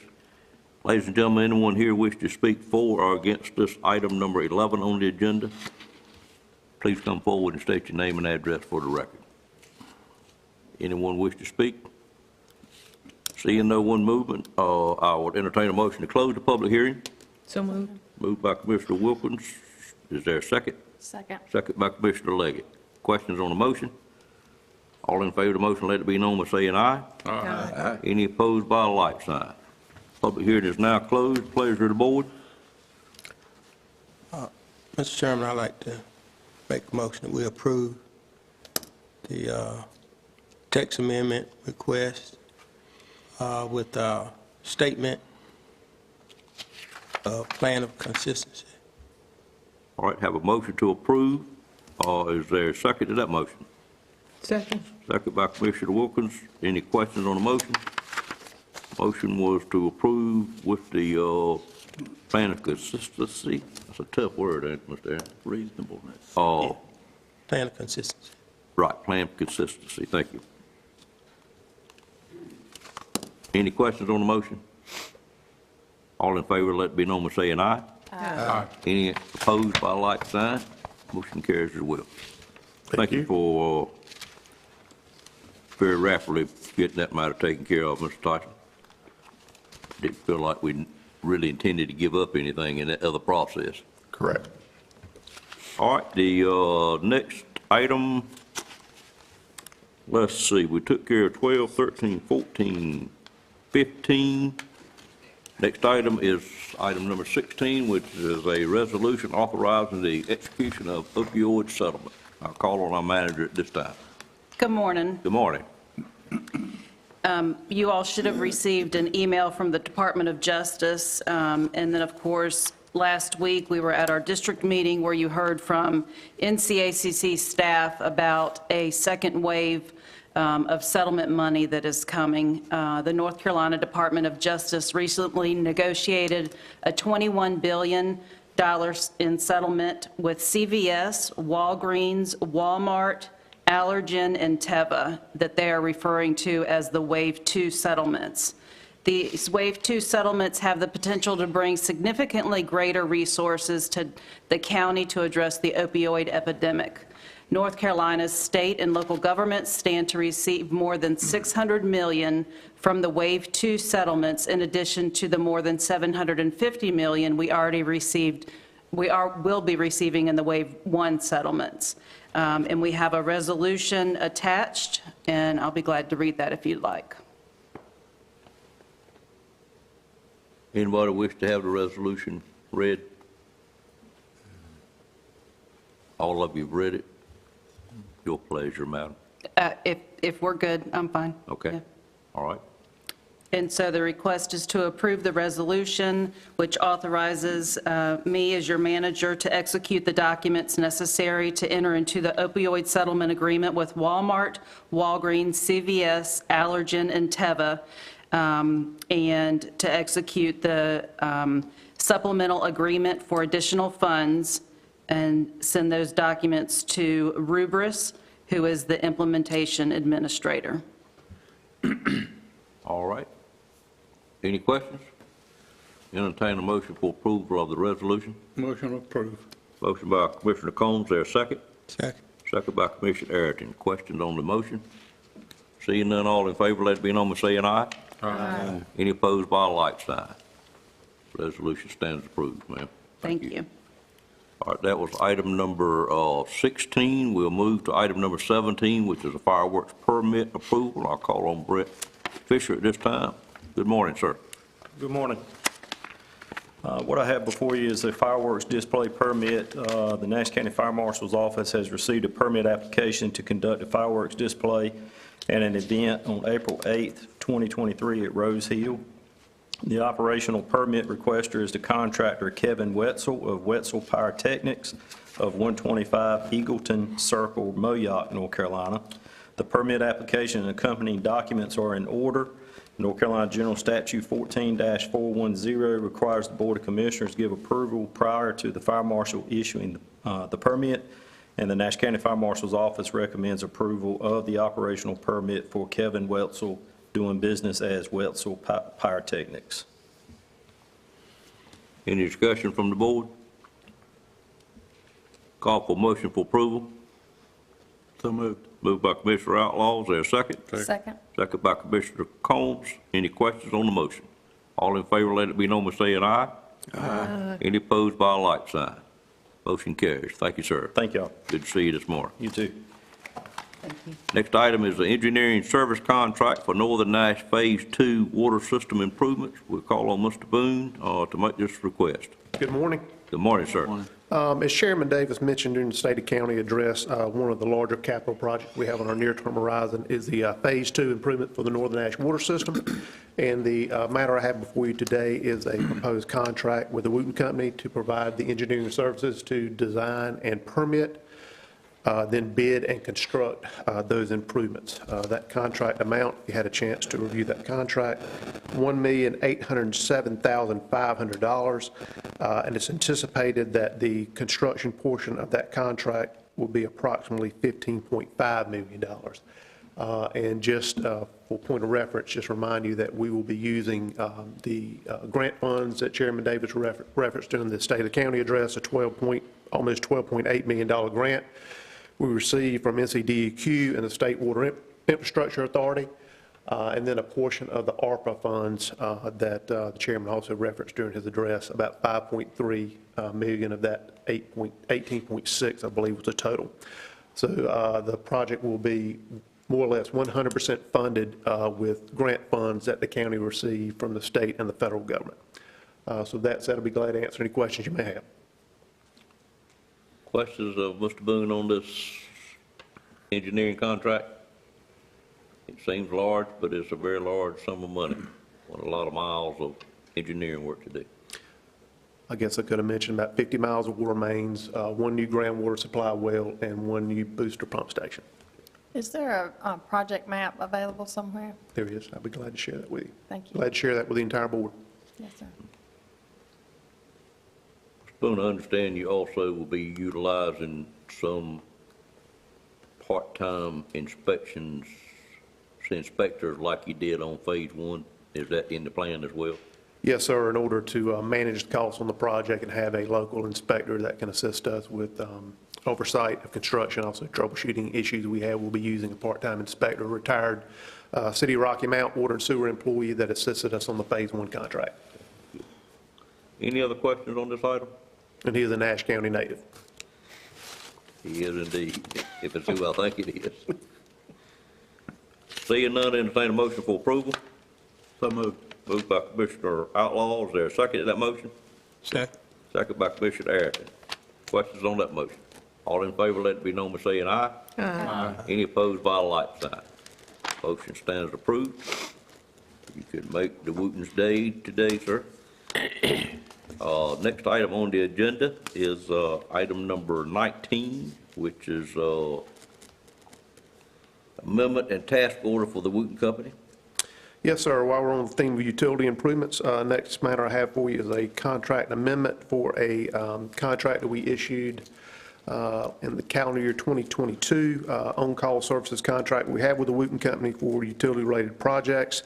And again, during the State of County address, the chairman mentioned the Phase 1B improvements on the Northern Ash Water System project. Phase 1B, you may recall, includes developing two new groundwater supply wells and the incorporation of a groundwater supply well that the county acquired from Aqua, North Carolina, into the Northern Ash Water System, and also about 1.5 miles of water mains to connect one of those new wells to that system.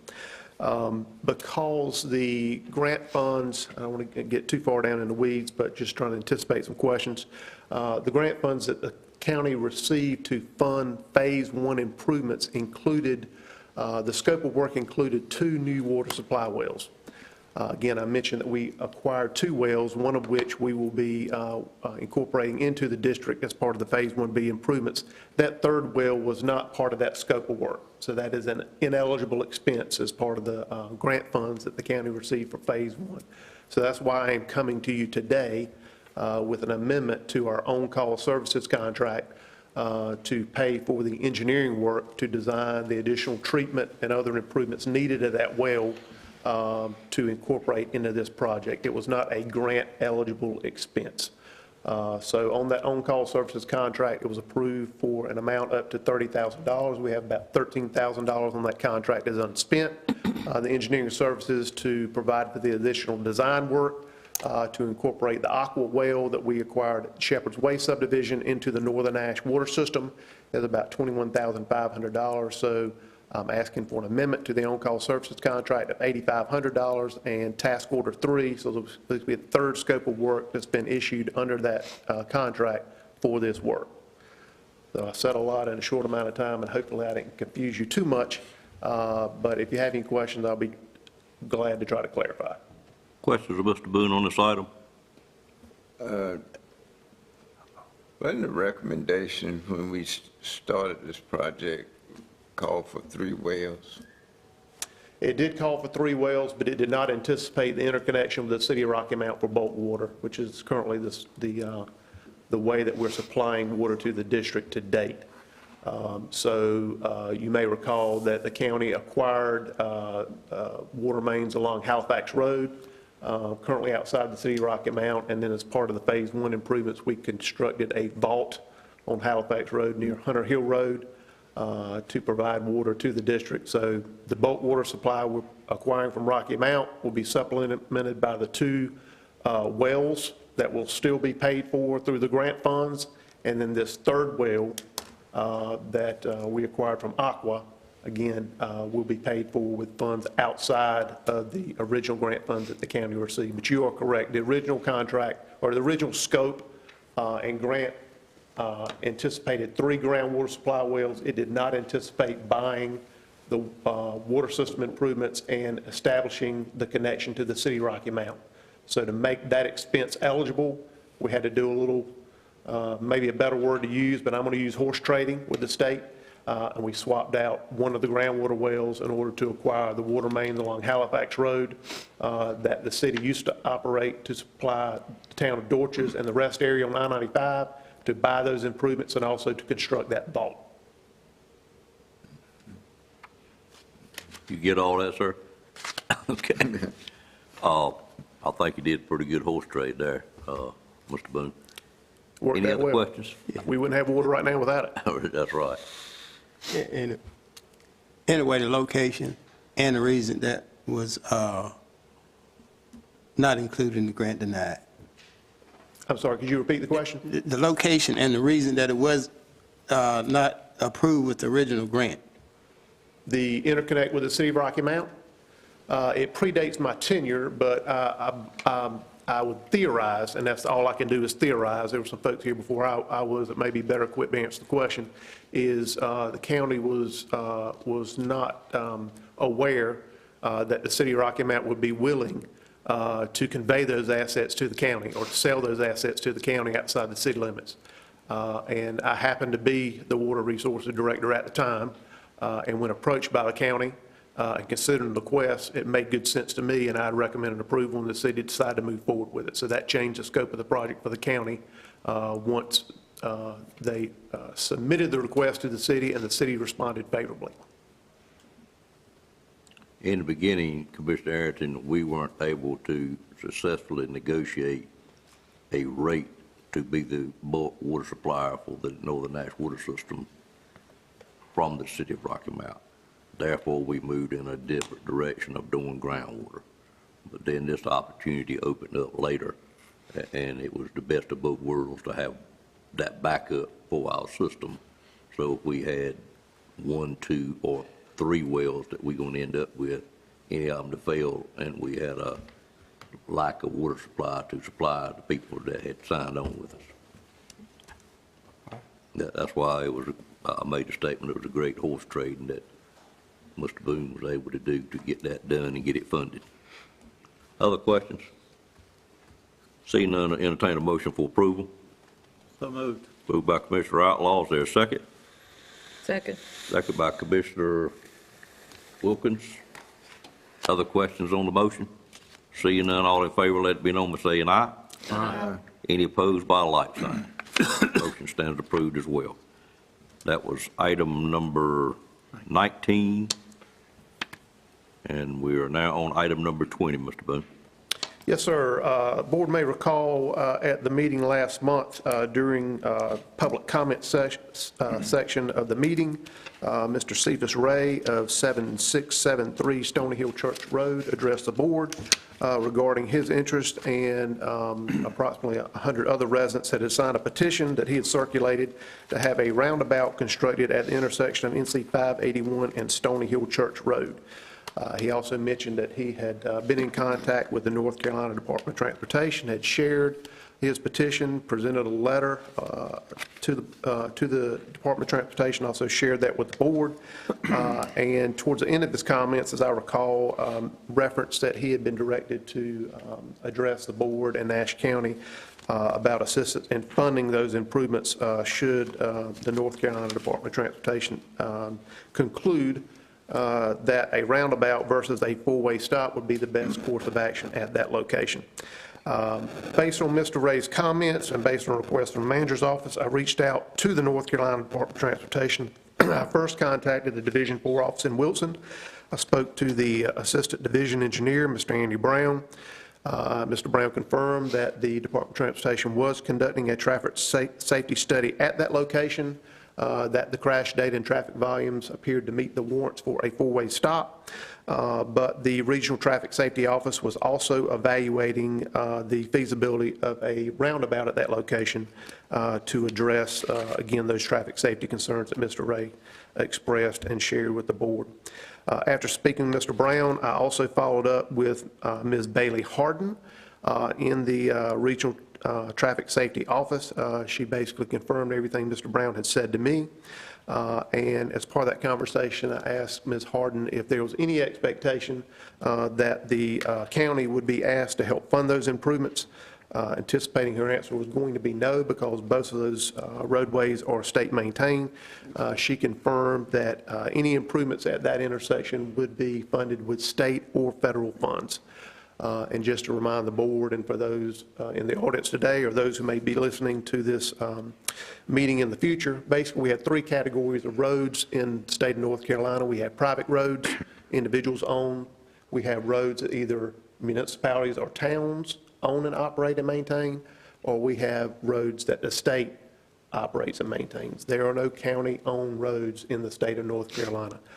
So that comment during the public comment session last month struck me as a little curious. But again, when talking with Mr. Brown and Ms. Harden, they confirmed that the study is underway. Expect those results to come back in the coming months. At that time, they'll determine the best course of action, whether it be a four-way stop or a roundabout. And once that decision is made, they will seek the funding required to construct those improvements, and anticipate that will be state or federal dollars. Questions on this matter? Do we let Mr. Ray know where we are on this? Have we, or will we? I spoke with Mr. Ray, but I have not followed up with him. I was waiting until we made the presentation today, and then I will follow up with the manager's office. Okay. I don't know that we really got a protocol on public comment, but any questions on this from board members? Good news. Whatever administration decides to do with that, it would be, I think, appropriate to get back with Mr. Ray. We will. All right, that was item number 20. Thank you, Mr. Boone. Next item is item number 21, Municipal Corporate Center Phase 2 Interlocking Cooperative Agreement with the Town of Middlesex. I'll call on Patsy McGee at this time. Thank you. Nash County and the Town of Middlesex are in the process of developing Phase 2 of Middlesex Corporate Center to provide for the associated infrastructure needs. We have been awarded 3 grants, a Golden Leaf Open Grants Program grant of $500,000 to provide funding for sewer infrastructure, and North Carolina Commerce Rural Economic Development Industrial Development Fund Utility Account grant of $1,681,230 to provide funding for sewer, electric, and road infrastructure, and a NCDOT locally administered project of $400,000 to provide funding for road infrastructure. In your packet is an interlocal cooperation agreement between Nash County and the Town of Middlesex, and the grant agreements for these 3 grants as Exhibits A, B, and C. We're asking that you approve this interlocal agreement between Nash County and the Town of Middlesex for Middlesex Corporate Center Phase 2. It's very similar to the interlocal cooperation agreement for Phase 1 that was approved by this board in 2018. It has been reviewed by the county attorney and by the Town of Middlesex and is scheduled for the Town Council consideration on March 13th. If you have any questions, I'd be happy to try to answer them. Questions of Ms. McGee on this item? Mr. Belfield?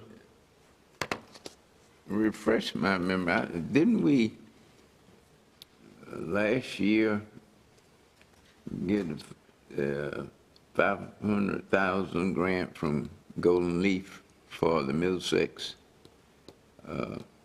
Industrial Park? Yes, this is that grant. This is new.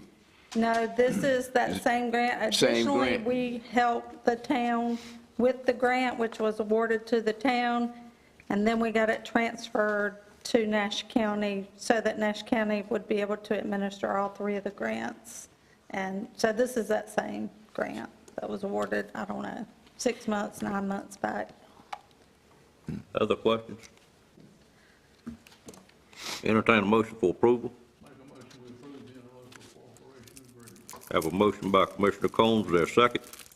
Second by Commissioner Leggett. Questions on the motion?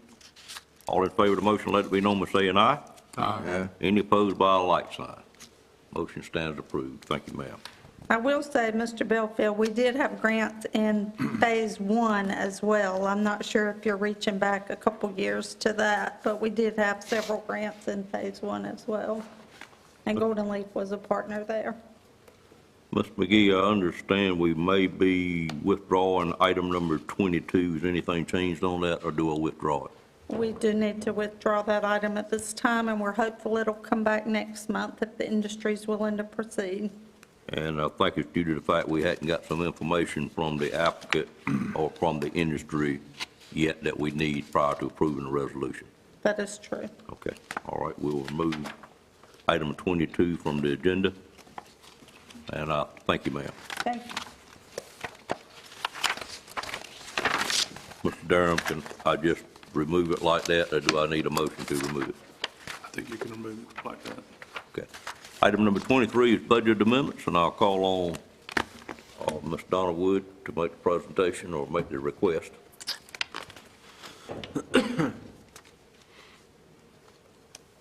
Good morning. Good morning, ma'am.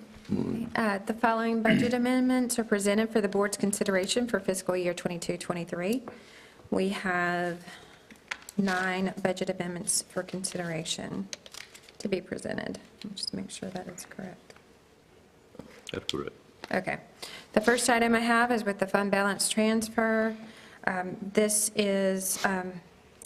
budget amendments to budget general fund balance appropriation and transfer to another fund to cover a portion of a prior year contract payment charged to the 911 Public Safety Answering Point 911 Control Office Fund. These expenses from the prior year contract were deemed unallowable after the PSAP team reviewed the fiscal year 22 report and related details. These expenditures were allowed in years prior to fiscal year 22, however, due to setup and allowability change, it's a request of $8,798. The next item is in planning and inspections. This budget amendment is presented to appropriate inspections reserves for the implementation of new planning and inspection software. This amount includes a one-time setup fee of $50,000 and one year of annual service costs of $85,000. This upgrade implementation is considered necessary based on knowledge that the current inspection software vendors changing the support it provides to the county, as well as the existing lack of ability the current software has to modernize functions to support our citizens and our staff. So it's a request of $135,000 from fund balance. From the planning and inspections reserve. Question. Yes. $85,000, so it is reoccurring annually? It is a reoccurring charge. Most of our software within, whether it's financial, tax, it has an existing cost to it every year for maintenance, for maintaining it. Do you happen to know how that compares with the annual fee for the current software we have? I do not. Scott, are you aware of that? Yes, there is significantly more. We're paying about, I believe it's around $23,000 right now. Okay. Must be significantly more services that it's going to provide us than I hope. Yes, sir. Okay, all right, thank you. Go ahead. The next item is with the governing board commemorative courtyard. This budget amendment is presented to appropriate general fund balance to correct the arrangement of the commemorative courtyard to allow for ongoing additions and to maintain the professional appearance as intended. This would be a one-time cost to restructure the courtyard, an appropriation of $23,000. The next item is Cooperative Extension Farmers Market. This amendment is presented to budget additional sponsorship funds collected to be used for the upcoming regional production meeting. It's $3,022, and no county funds are required. The next item is with senior services. This amendment is presented to budget additional grant funds from the Home Community Care Block Grant to support senior center operations. It's $27,340, no county funds are required. Next item is with economic development. At the time the budget was adopted, best estimates were used to appropriate funds for the county's inducements. This budget amendment appropriates additional funding from the general fund balance required to support the actual amounts due for fiscal year 23 based on the confirmed tax payments and certified information from Pfizer and Consolidated Diesel. It's a request of $368,737. The next item is Department of Social Services. This amendment is presented to adjust federal funds available for the Low-Income Home Energy Program and Crisis Intervention and increase funds for social worker visits with eligible children in foster care and computer replacement. It's an overall decrease of $279,812, moving federal funds around, but no county funds are required. The next item is with the Asset Forfeiture Fund. This amendment is presented to budget asset forfeiture revenue received to be used for training and overtime for narcotics interdiction, informant funding for case investigations, and the purchase of a van with upfit costs for the narcotics unit. It's a request of $130,000 out of the asset forfeiture funds, so no general county funds. And the last item I have is with the workers' compensation. This amendment is presented to budget additional funds to cover workers' comp claims to the end of the fiscal year. This is a separate internal service fund, so it's a $150,000 request to cover the additional claims that we have in the current year. So no general funds, no general funds for that as well. Questions of Ms. Wood on either of these nine? Yeah, the amendment for participating in building for revitalization, and it's an industry, it's being occupied and used now. They plan to move out. You're getting, Which amendment are you referring to? I didn't understand you. I'm not sure if I understand the question. Oh, the first one, authorizing a resolution for reuse from the reuse building program. And you said, and I believe it said that a company is in that building now. And do they plan to stay or they're moving out before? I think, Mr. Bellfield, you're bringing up, maybe you're talking about something in a previous item about building reuse, which was under Darcy's report. There's no Well, we building went from reuse one here. to the other. Sir? And we didn't say one thing or another about it, as whether we approve it or disapprove. But we approved it. We approved it. This board approved it. If I'm with you, I think you're talking about the building reuse that we approved a tax refund to in a previous item for Mo Deloach. But we don't have any building reuse that we're talking about now. I'm kind He's talking about item 22 I'm that kind of Patsy confused. Oh, he's done gone ahead of us then. No, it was the one that was pulled. I don't recall. If we did, it was done in another meeting, not here. The agenda item that was removed? Oh, is that what we're talking? Okay. We actually removed that item. I'm with you now, Mr. Bellfield. I apologize. We removed that item because the industry owed Ms. McGee some more paperwork that they did not supply in time to cover today. I'm with you now. I apologize. Yeah, I was wondering about. We took it off the agenda. Company are they planning on staying or moving out, and we're gonna No, they actually are staying, and they're doing some major improvements and spending quite a bit more money. It's down at Sharpsburg. It's the place that makes the manholes, concrete manholes, right to the left as you're going to Wilson on 301. Yeah. Yeah, they're planning on staying. I think we just like some paperwork to be able to properly approve it. I apologize for not keeping up with where you were. But it's been deleted from this agenda. We expect to see it later. Okay. Any other questions? Yes, sir, Mr. Harris.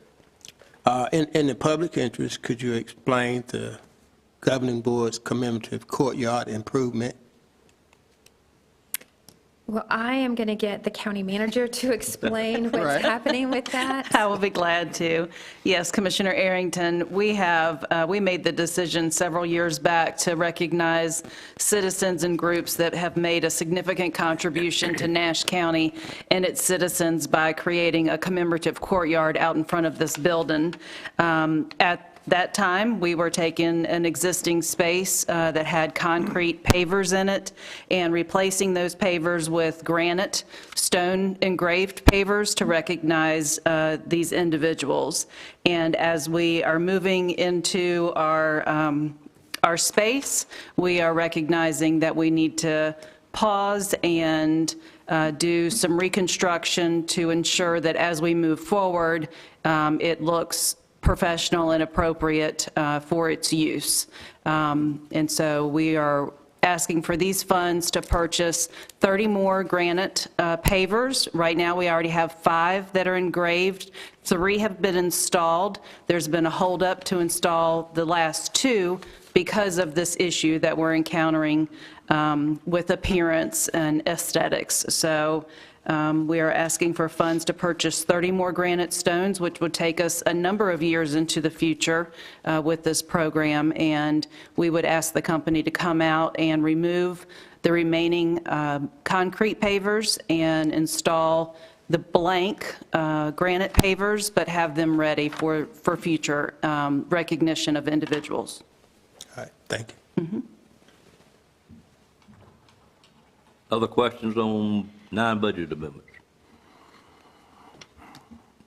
Ms. Wood, just a question or a comment for the record. Item number 6, when we increase the inducement amount that we are paying to these two entities, basically that means that they have spent more money than what we budgeted, thought they were going to spend. Therefore, their inducement has more money involved because they spent more money. That is correct. Okay, That's the way our inducements work. correct. Okay. I just want to make sure the public understood that. So that is actually a positive thing, not a negative thing. And then on item number 9, we are still 5 months out, workman's compensation. Are you out of funds now on workman's comp, and you predict that'll get us to the end, or have we may well see this again?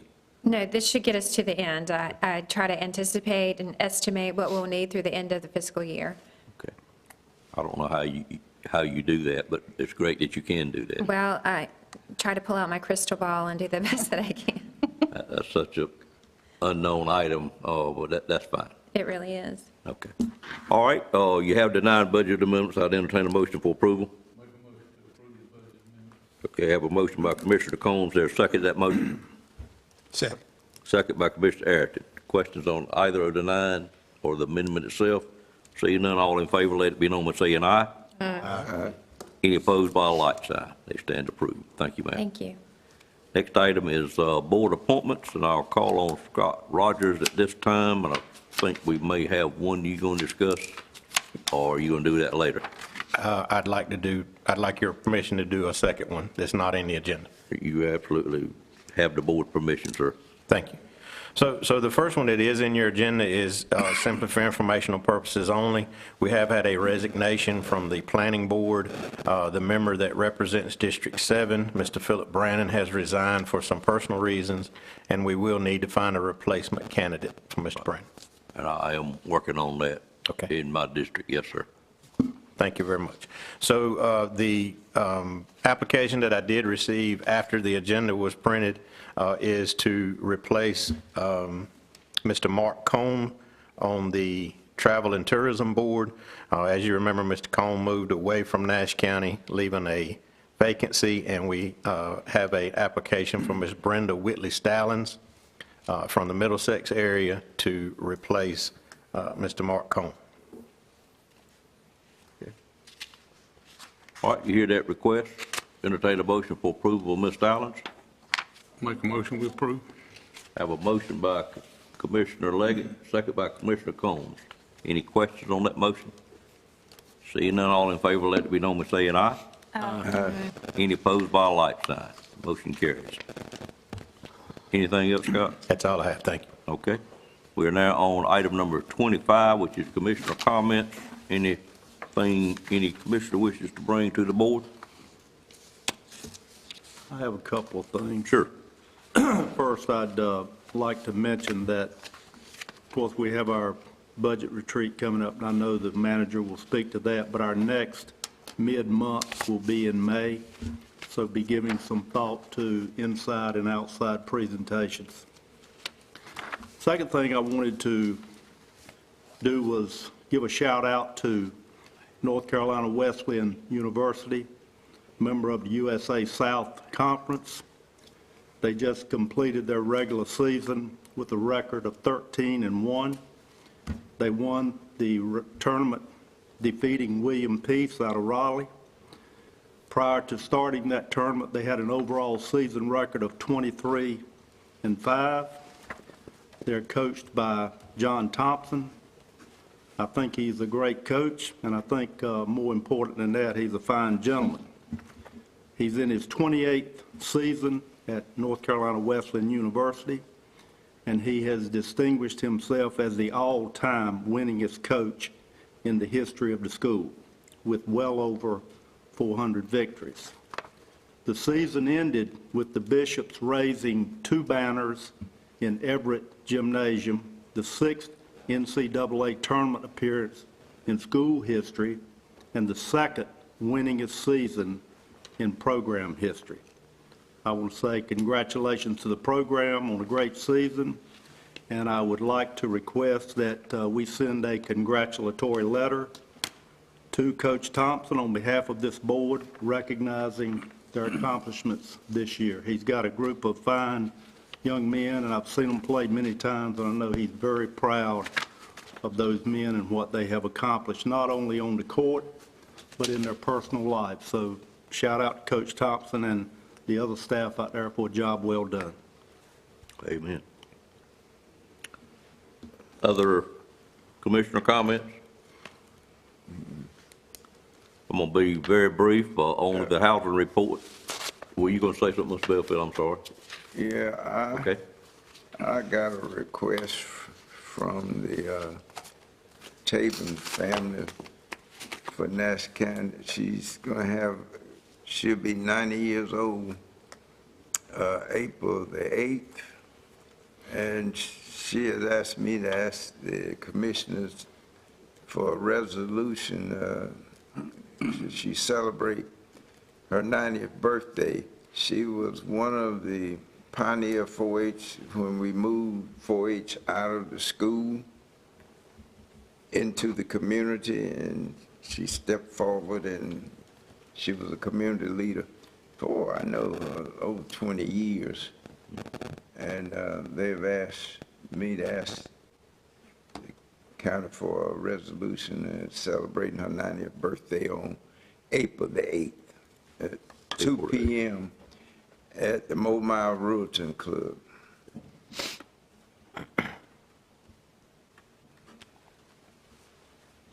Will you work with the manager to facilitate that? Our April meeting is what date?